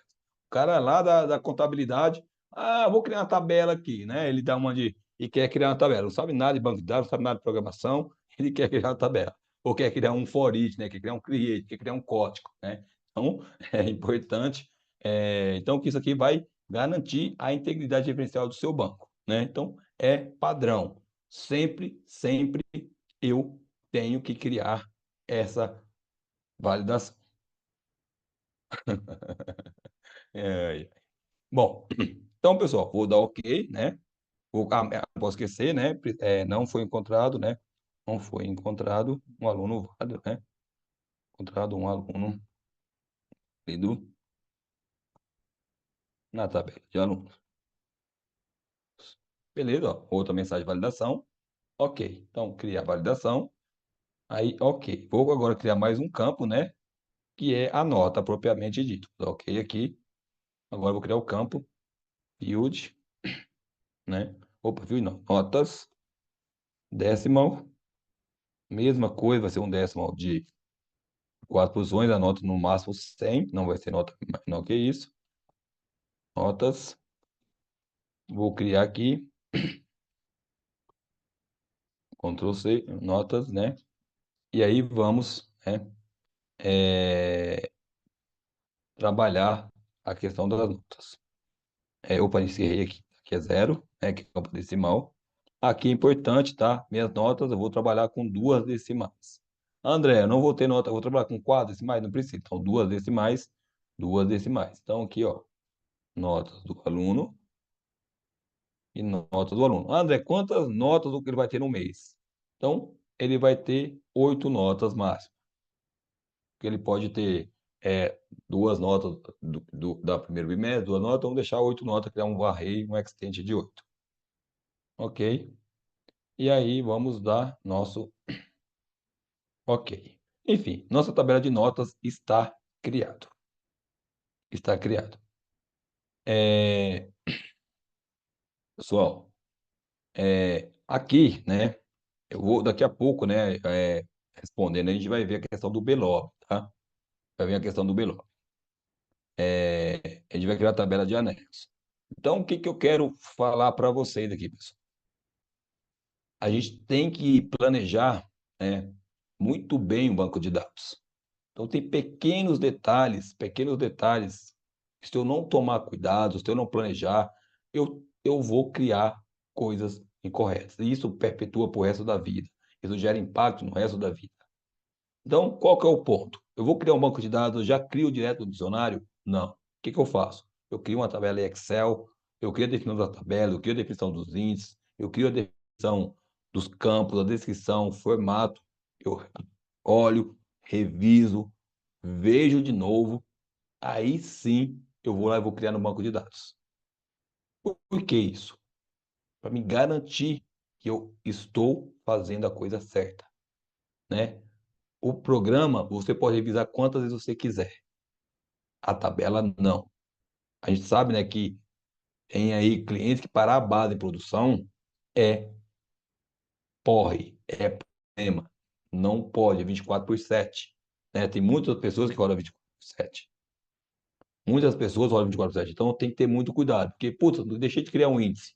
Ah, não criei um índice de nome. Puta, consulta lá, faz a busca por nome, tá lenta a tabela. Você vai ter problema. Você não criou o índice. Então, para criar um índice de produção, é problema. Você não consegue criar um índice online. Você não consegue criar um índice com a base rodando. Ah, André, mas como eu consigo? Você consegue criar ele de forma inativo, consegue criar um índice de forma inativa, e depois você faz a ativação dele, né, do índice através do ProEnv. Essa é uma forma. Não é possível criar um índice online. André, mas no Progress 12, se ninguém estiver usando a tabela, ainda é possível? Só se ninguém estiver conectado àquela tabela, mas assim, a chance disso acontecer é muito baixa, né? Mas normalmente para criar um índice tem que ser offline. Então, planeje, crie uma planilha, crie os campos, formato, descrição, índice, faça um mapeamento das chaves estrangeiras, é importante, né? Que é a tabela pai, que é a tabela filho, quais são as tabelas, às vezes tem pai, tem o filho, né? Tem a filho da filho, né? Por exemplo, lá na nota fiscal tem o pai é a nota fiscal, tem a filho que é IT física, aí eu tenho a duplicata, depois eu tenho os impostos dos itens. Então, eu tenho a contabilização dos itens, eu tenho pai, filho e ou avô, pai, filho, né? Então, tem 3, 4 níveis. Então, eu tenho que pensar muito bem nisso para que eu faça um trabalho muito bem estruturado. E isso, pessoal, é o que a gente tenta trazer para vocês, tá? Então, quem não conheceu a Inova Academia ainda, quem ainda não tem acesso à Inova Academia, é essas práticas, é, e isso que a gente tenta trazer para vocês para criar esses atalhos, né? Para não aprender na raça, né? Que só fica ali olhando o manual, olhando a documentação, olhando o fórum, olhando uma série de coisas, né? Que demora muito. E às vezes já fez um projeto inteiro, né? Isso que é importante. Putz, e quantas vezes eu já vi que criou um projeto inteiro? Aí, ó, que você vai olhar o projeto, tem um monte de coisa mal estruturada. Aí meu projeto já está em produção, e agora? Agora, não mexe mais. Aí fica lá, aquilo perpetua, perpetua. E quem que sofre com isso? O gestor da aplicação, né? O desenvolvedor que vai fazer um programa precisa de um índice, não tem um índice. Ah, mas tem que criar o índice. Ah, vamos criar em base de teste. E na produção? Né? Quanto que eu vou parar um ambiente de teste para criar um índice? Outra coisa, o índice, ele cria uma estrutura de dados, todos os campos, né? Com um hash, né, que é o raw ID, classificado já no formato dos campos de ordem crescente ou decrescente, de acordo com o que você criou o índice, de forma automática, apontando para aquela tabela. Então, às vezes, se for uma tabela gigante, por exemplo, uma tabela multi-stock, a multi-stock tem 40 milhões de registros, para criar um índice demora muito. Online, então, a tabela que tem 1 milhão de registros, demora horas para criar, não é uma parada rápida, né? Já tive problemas aí em clientes, porque, tem que criar um índice, vou parar meia hora, só que eu tinha testado antes. Só que a tabela lá de específico de movimento de produção, que tinha 38 milhões de registros.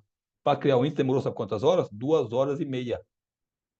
Né? Mas por que demorou 2 horas e meia? Porque ele fez isso via online, via banco, via data administrator, né? Fez online. Se ele tivesse vindo via ProEnv, ia ser mais rápido, ia ser mais rápido, né? Tudo via ProEnv, offline, com ninguém conectado, é mais rápido. Então, a gente tem que pensar muito, planejar muito bem, porque então eu tenho que ter um cuidado muito grande, né? Então, se o meu perguntou, criar um índice inativo, ativa o índice online, ou sempre vai ter que parar o banco para ativar? Sempre tem que ir para o banco, tá? Você criou inativo, você não consegue dar um IDX Active, ou um IDX Build, ou um IDX, enfim, qualquer parâmetro, qualquer comando lá do ProTil, para ativar um índice via ProEnv, né? ProTil, aí tem vários IDX Build, IDX Active, Você não vai conseguir fazer ele de forma online. No Progress 13, tá? Eh, pode ser, né, pode ser que já tenha uma opção de criar um índice online. Já ouvi, eu vi cogitando isso, não vi o Progress 13 rodando ainda. Eu vi essa cogitação, porque é um problema hoje dos clientes. Então, lá para o Progress 13, pode ser que já tenha essa opção, a gente vai conseguir fazer a criação de índice online. Porque até campos, tabelas, opa, já tem Progress 13, né? Mas aqui na TOTS não, né? A TOTS ainda vai, até a TOTS chegar lá vai demorar um pouco, mas já tem Progress 13 já aí em processo. Então, pessoal, então a gente tem que entender que esses cuidados, eles são primordiais, né? Então, e quando a gente tenta trazer para vocês aqui esse, esse contexto todo, basicamente é isso, né? Então, quando a gente fala da Inova Academia, a gente tenta trazer para vocês é, essa essa experiência, né? Isso que a gente vive, isso que a gente tem. Então, se vocês acessarem aí, ó, este.com.br/Nova Academia, então você vai ter aí um resuminho, né, do nosso portal. Hoje não vou perder muito tempo aqui, mas só repassando, né, basta acessar aqui. Então vocês vão ter aí um resumo do que a gente tem. Então lá a gente tem treinamento, toda a parte de intensivão, curso de PY, a gente tem tudo quanto é live que a gente apresenta, tem live toda semana, todas as lives ficam lá, tem workshops, né? E a gente vai aumentando o nosso treinamento. Normalmente uma vez por mês, uma vez por mês tem um treinamento. A gente vai lançar um novo treinamento agora. Já teve treinamento, dois treinamentos seguidos agora, que foi construindo a piso, construindo a PageRest, não, já teve esse também, mas teve um que era customizando, né? As APIs REST, todas as DataSur, como é que manipula as APIs, e vai ter agora, em breve, agora o treinamento que é a parte de customização das telas HTML, das telas PY do Autodesk. Então, é uma experiência única. E é algo que, assim, quem não embarcar, né? Quem não embarcar nesse mundo vai ficar de fora. Não tem jeito, né? O mundo não vai ficar mais no DDK, na tela GUI. Esse mundo vai morrer. Então, ou você seca, ou você estuda, ou você se planeja, né? Ou você se planeja, ou vai ficar de fora, tá bom, pessoal? Então, eu não vou perder muito tempo aqui. Acesse aí o link, dê uma olhadinha aqui no nosso conteúdo. E aí tem um monte de coisa bacana aqui, tem trilhas, tem fórum, tem muita coisa boa, né? Tem um processo bacana, tanto para desenvolvimento Progress, a parte de consumindo API, né? A parte de consumindo APIs com segurança, o que pega uma questão de segurança, SSL. Então, tem muito conteúdo, tem muito conhecimento bacana aqui, parte de mobilidade, enfim. E assim vai, tá? Bom, vamos voltar aqui, né, que nosso tempo já está bem adiantado, voltar aqui para a gente criar a tabela, né, vamos criar os índices agora e criar de, eh, a tabela de, a tabela de com Celó. Vou explicar um pouquinho do Celó. Ah, que legal, Zé. Muito bom, tá? Espero que esteja gostando, tá? A gente tem muitos feedbacks positivos, muito aluno bacana, falando para a gente que, ó, que está aproveitando os fontes, tá colocando os fontes em prática. A gente fica muito feliz com os feedbacks, né, dos alunos, pessoas aí que estão se destacando dentro da empresa, porque estão utilizando aí os nossos treinamentos, usando os fontes, tanto a parte de APIs, a parte de PY, para construir ou liderar aí a parte de transformação digital dentro da organização, né? Lembrando, né, que quem faz nossos cursos não é somente desenvolvedores, mas tem coordenadores, tem aí gerentes, inclusive, que está na nossa plataforma que faz o nosso treinamento, porque ele quer aprender, ele quer fazer a gestão do projeto e quer participar do processo de transformação digital, ele precisa saber de como funciona, de entender um pouco do processo. Muito bom. É... Verdade. Bom, muito bem. Mas vamos lá, pessoal. Voltando aqui, outra coisa. Então, eu criei aqui minhas validações. O que eu preciso criar agora? Os meus índices, aqui é importantíssimo, tá? Então, vou criar meu índice, né? Vou criar meu índice primário primeiro, né? Meu índice primário vai ser H-primary. Meu índice primário, eu vou ter aqui os campos, né? O único que não se repete da minha tabela. Então, que basicamente vai ter a sequência, o código do aluno e o código da matéria. Beleza, vou criar, né? Vou colocar. Aí, qual que é o X da questão? Como eu tenho chave estrangeira, é boa prática. Eu tenho que criar um índice para cada chave estrangeira.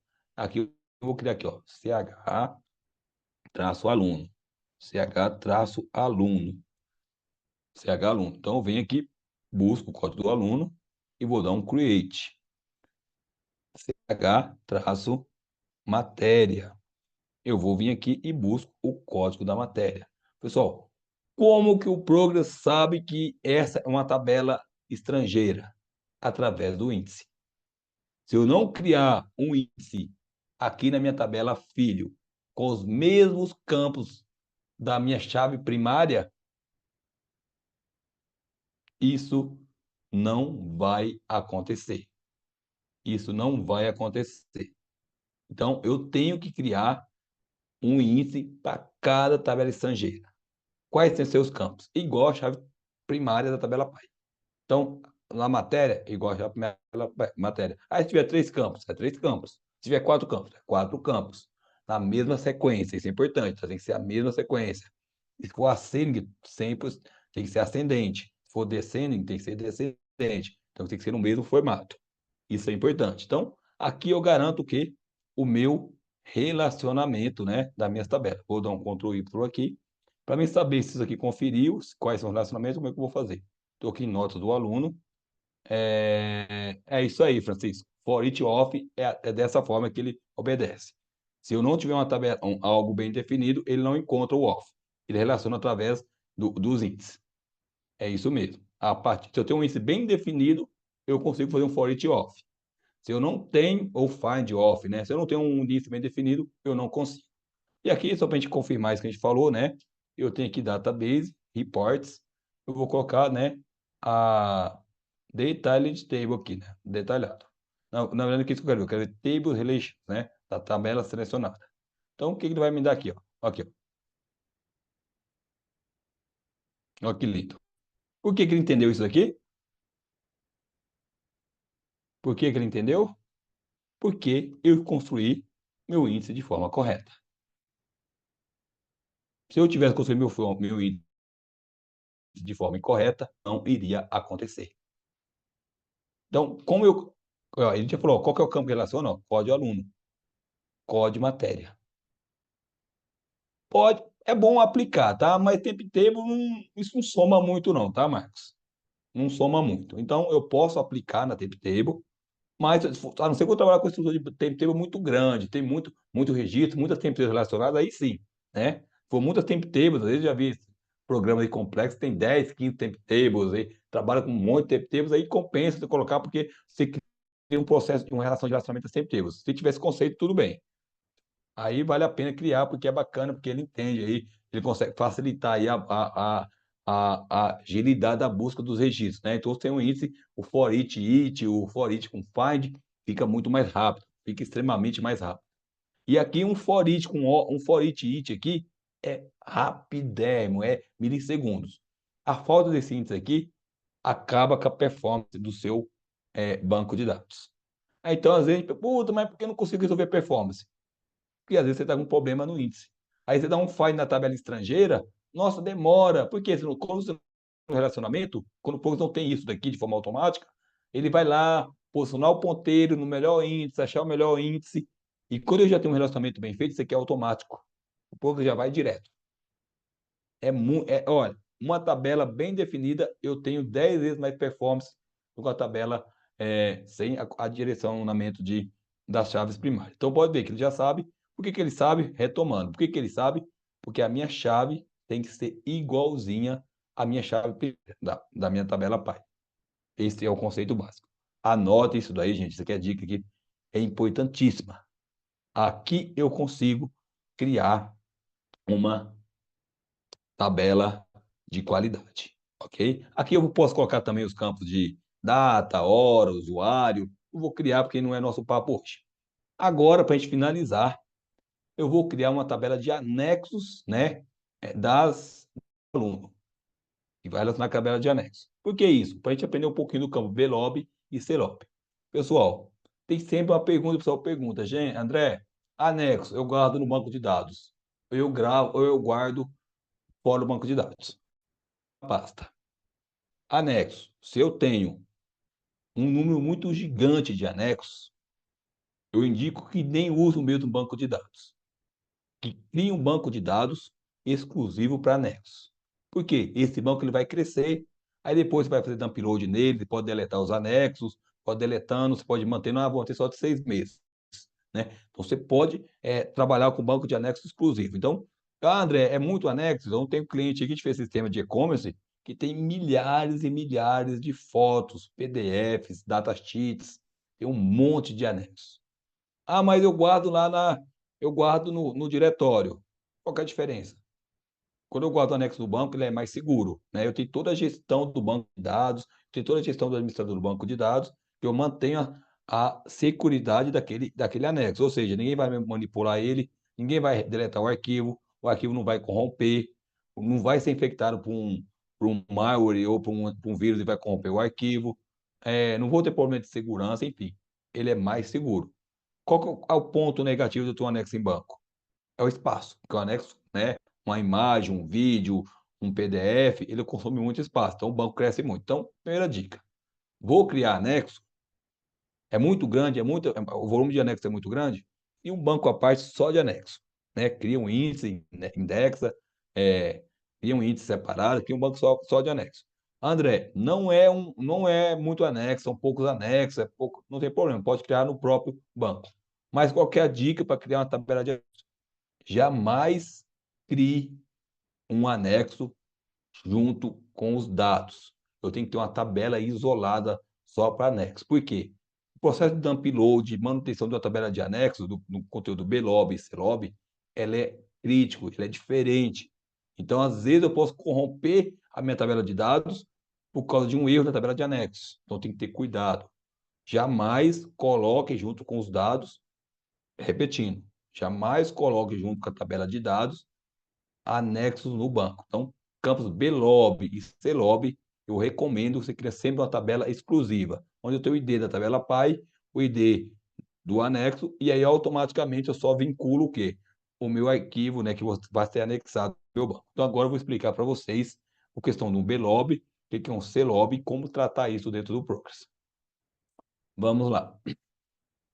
Bom, vamos lá, pessoal. Eu vou criar uma tabela agora chamada de anexos. Então, vou clicar aqui, create table, vou criar, chamar de anexos, underline, aluno. Eu vou criar aqui. O ideal também, tá, pessoal? Aqui eu não tenho uma área para anexos. O ideal é que também, quando você for ter anexos, você converse com o seu DBA. Ah, não vou criar um banco separado. Porque toda a parte de bloco de clusterização de um índice e de uma tabela de anexo, ela é totalmente diferente no banco, no campo BLOB e campo CLOB. Então, o ideal é que eu crie uma área exclusiva para anexo. É outra dica.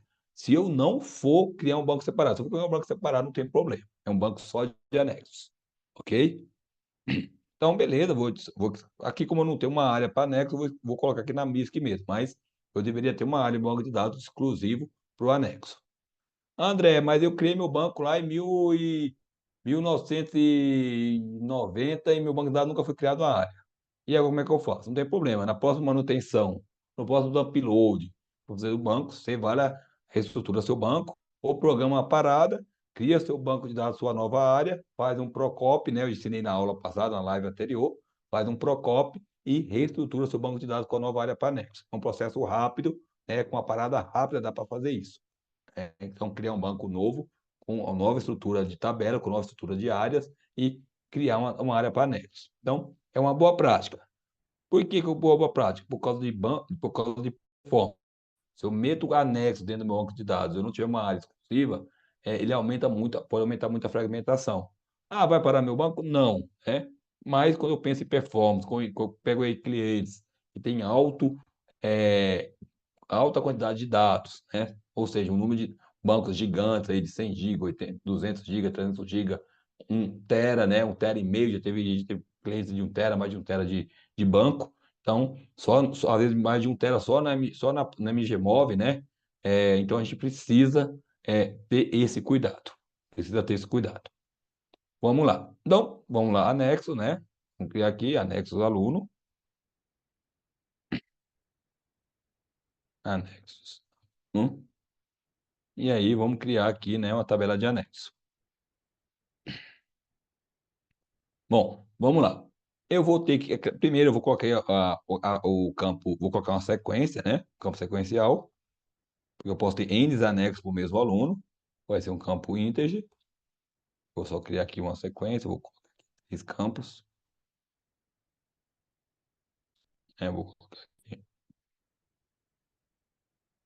sequência. Aí eu vou criar um campo, né, que é a chave estrangeira, né, do meu aluno. Poderia ser anexo da matéria, poderia ser, lá na matéria eu quero colocar matéria. No caso aqui, vou dizer que eu quero colocar foto do aluno, quero guardar foto, quero guardar a cópia dos documentos dele. Todas as cópias de documentos eu vou gravar de anexo, né, digitalizado dentro do meu banco de dados. Então, essa tabela de anexos, né, eu vou vir aqui, vou colocar aqui sequência e vou dar create. Agora eu vou criar o campo do aluno. Para mim não ter erro, lembra, sempre que é chave estrangeira, eu tenho que dar um copy field. Lembrando que o copy field funciona só a tabela do mesmo banco. Se tiver em outro banco de dados, o copy field não funciona. Eu tenho que fazer manualmente. Ok?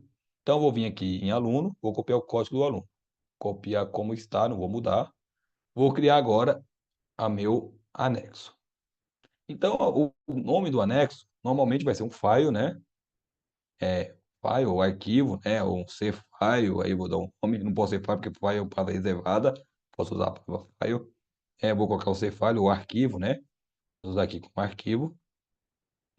E aí, como é que vai funcionar isso, gente? Para armazenar dados grandes dentro do banco, eu tenho dois tipos de dados. Eu tenho o B e o CLOB.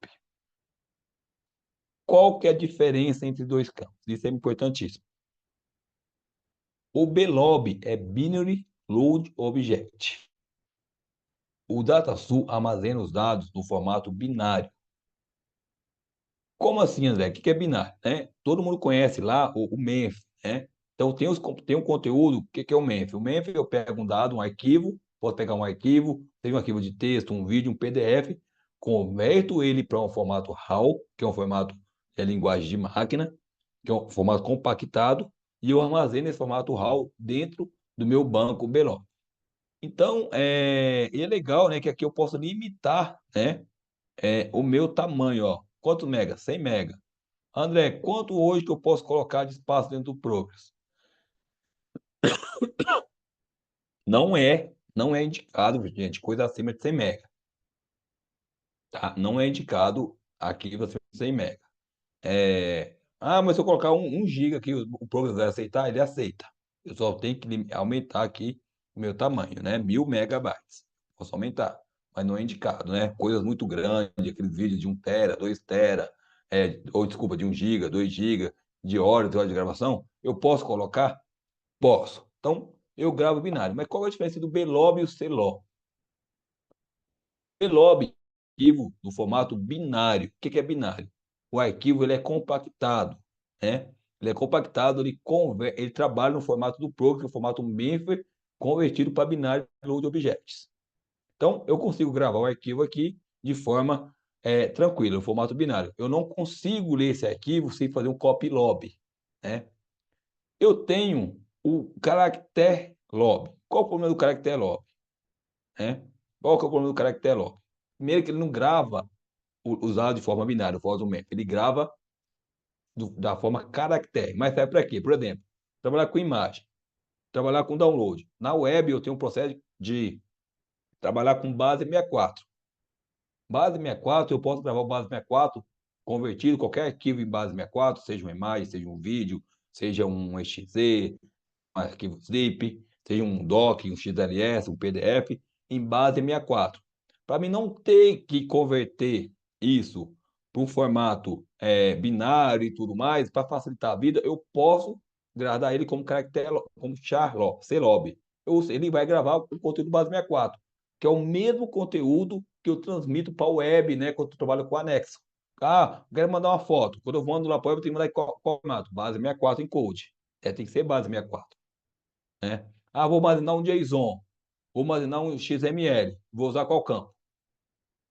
CLOB, que é caractere, mas porém, né, campos muito grandes, né, arquivos muito grandes. Então, tudo que é caractere, André, mas é um arquivo, eu vou armazenar CLOB ou BLOB. Por praticidade, o CELOB, ele é melhor, só que sempre que eu vou armazenar como CELOB, tem que colocar com base 64. E colocar com base 64, né? Tem uma função do Progress base 64 para converter, né? Se você procurar no Cabase, tem How to convert Memphis Belob to base 64. Tem no Cabase. Ou How to convert Belob to Memphis, né? Eu tenho isso já, né? Os Cabase da Progress. Eu já também nas nossas aulas também de APIs, a gente explica isso também, a gente mostra. Tem alguns momentos lá que a gente mostra falando um pouquinho do arquivo BLOB, do CLOB, de como trabalhar com a API. Mas, de qualquer forma, quando eu vou armazenar um anexo, o ideal é o BLOB. Por que o ideal? O BLOB? O BLOB, ele é menor, ele é mais compactado. Ele grava do formato binário. Então, por exemplo, um arquivo base 64, string de um arquivo binário, em questão de tamanho, ele é muito menor um BLOB do que um CLOB, que ele grava a string base 64, né? Por outro lado, o arquivo, o CLOB, eu posso indexar isso daí, fica fácil para mim fazer busca, né? Fazer busca no banco de algumas propriedades que eu tenho ali no CLOB. Então, eu tenho ponto positivo e ponto negativo. Qual que é a diferença? Se é BLOB, eu vou lá no outro processo, dou um copy lob, pego o Memphis e armazeno no modo binário. É mais, menos, a compactação é melhor? A compactação é melhor. Eu ganho compactação. Ah, André, mas não quero trabalhar com Belob, quero trabalhar com sei lá, posso trabalhar? Posso também. Qual que é o único requisito? Eu tenho que gravar no formato base 64 em code do banco. Só isso. O que que eu vou perder? Vou ocupar um pouco mais de espaço, tá? Então, é isso. Ah, mas eu vou ter que gravar um XML. Bom, tem que gravar o conteúdo de um livro. Ou tem que gravar o conteúdo de uma extração de uma pesquisa que eu coloquei que tem 800 mil linhas. Aí é CELOP, que é caractere. Eu não tenho que pensar. Beleza? Então, vou criar um campo BLOB, né? Nesse caso, vou criar como binary load, que é binary load objects. Aqui, a ordem, a área, né? Eu falei, é importante ter uma área só para anexo, não misturar anexo com área de dados, ou um banco separado. E aí o tamanho máximo, né, que pode aceitar, né, esse campo. Eu posso limitar aqui 100, 200, 300, 1 giga, 1 tera. Tera não, mas acho que o Proxy tem limite aí de 2, acho que é 2 giga. O limite, não recordo agora, certo? Mas tem um limite. Enfim, aqui com a descrição, né, anexos do aluno, né? Aqui eu vou guardar fotos, igual repetindo, fotos, vou guardar a foto do aluno, tudo mais. Bom, daqui, dei meu campo. É basicamente isso. Ah, né, mas eu posso criar uma tabela também, CLOB, para gravar o XML, não sei o quê? Posso. Se eu vou ter um conteúdo misto, vou gravar XML, vou gravar JSON. Aí tem duas formas, pessoal. Ou eu posso gravar o XML, o arquivo XML, aí eu uso como blob, ou eu posso gravar o conteúdo do arquivo XML. Aí é CLOB. Aí é CLOB. O JSON é a mesma coisa. Eu posso gravar o conteúdo o arquivo JSON com base 64, que é o arquivo, convertendo para base 64, ou eu posso gravar o conteúdo aqui de JSON, que é texto. Lembrando, né, qual que é a diferença entre um e o outro? É só questão de tamanho de armazenamento. Pessoal, show de bola? Entendido?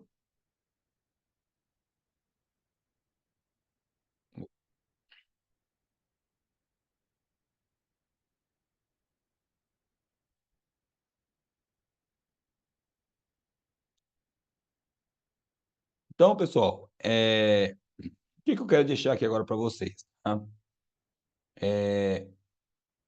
Quero deixar aqui um convite para vocês, né? Toda quarta-feira a gente tem nossa live. Então, essa live é gratuita, ela não é cobrado nada.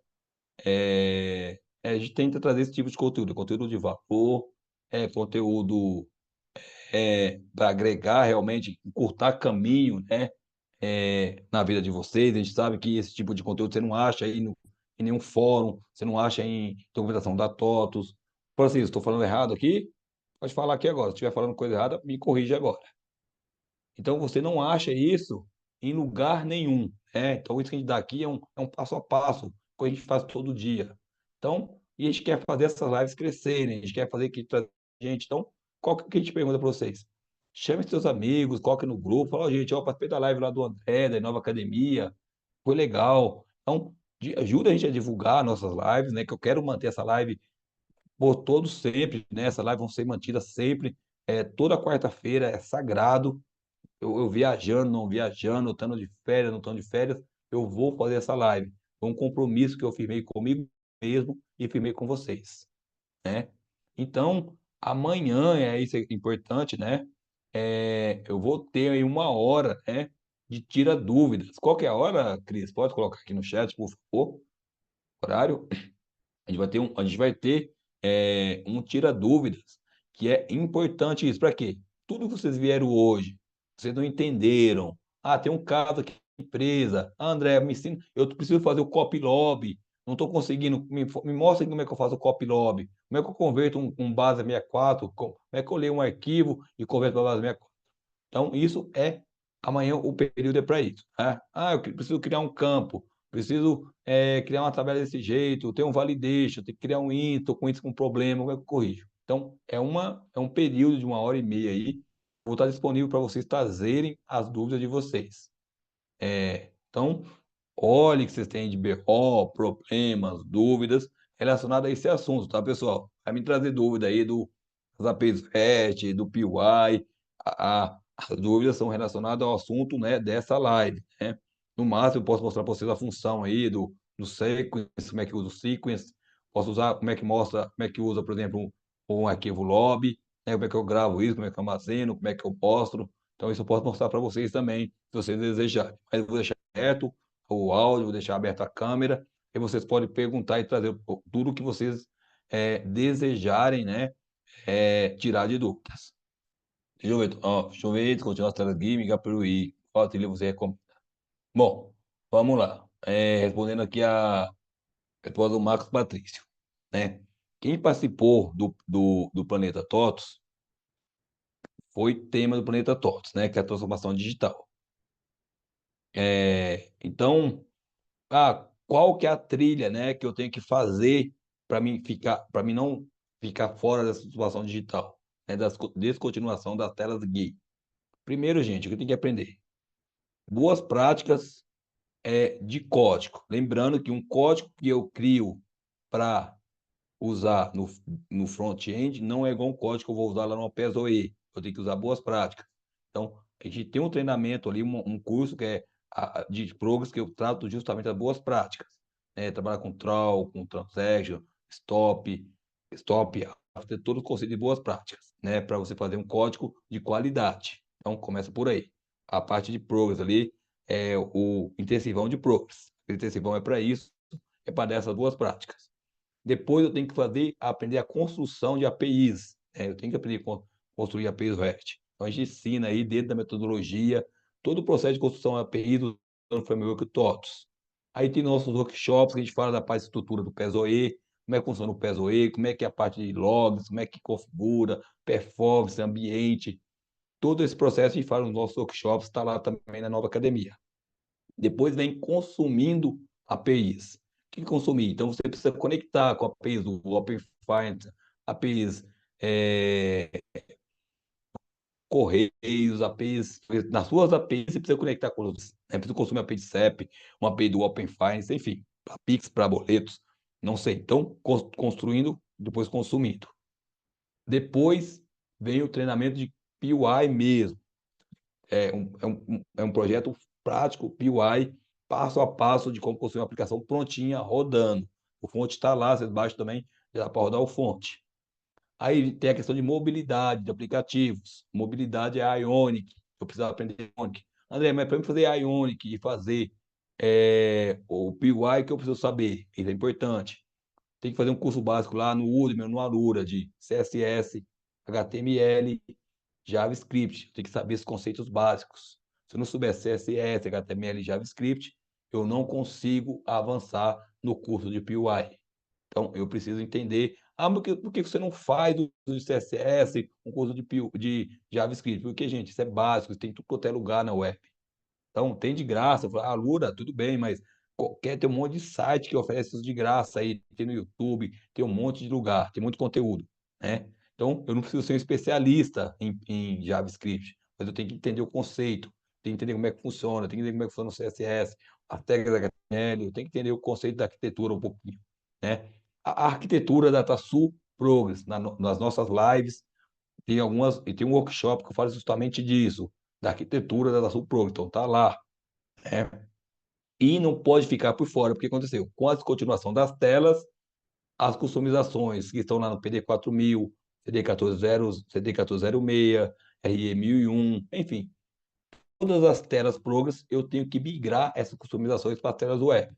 Então, no mês passado nós demos treinamento de customizando as APIs REST, que é como eu manipulo as APIs REST, que é o preparativo para mim poder customizar minhas telas web. E agora, nesse mês, vai ter o outro treinamento que é customizando as telas HTML e PUI. Lembrando que as telas PUI, eu consigo customizar elas sem precisar saber desenvolver web. Eu customizo ela via o PC, manipulando as Dynamics Forms e Dynamic Objects. Então, a gente já viu isso no treinamento anterior, está lá na Nova Academia. E agora, né, esse mês vai ter a parte realmente de como fazer inject HTML, como que eu faço manipular os componentes da tela HTML Framework, do THF1, e como eu manipulo os componentes das telas PY, né, que já tem aí um monte de telas PY, então eu tenho que aprender os dois conceitos. O THF1 é HTML, CSS, HTML e JavaScript, basicamente, e as telas PY, basicamente, é a parte, alguns conceitos básicos de PY e Progress. O conceito é muito básico, não preciso saber, não preciso ser um especialista PY para customizar uma tela PY. Eu tenho que ter uns conceitos básicos, mas a gente mostra no treinamento. Beleza, pessoal? Respondido, Marcos? Só, então, agradeço, né, de coração aí. Deixe aí para mim o feedback do que vocês acharam. Deixa aí seja bom, seja ruim. Nosso objetivo é melhorar e crescer sempre, tá bom? Muito boa noite, muito obrigado e excelente quarta-feira para vocês.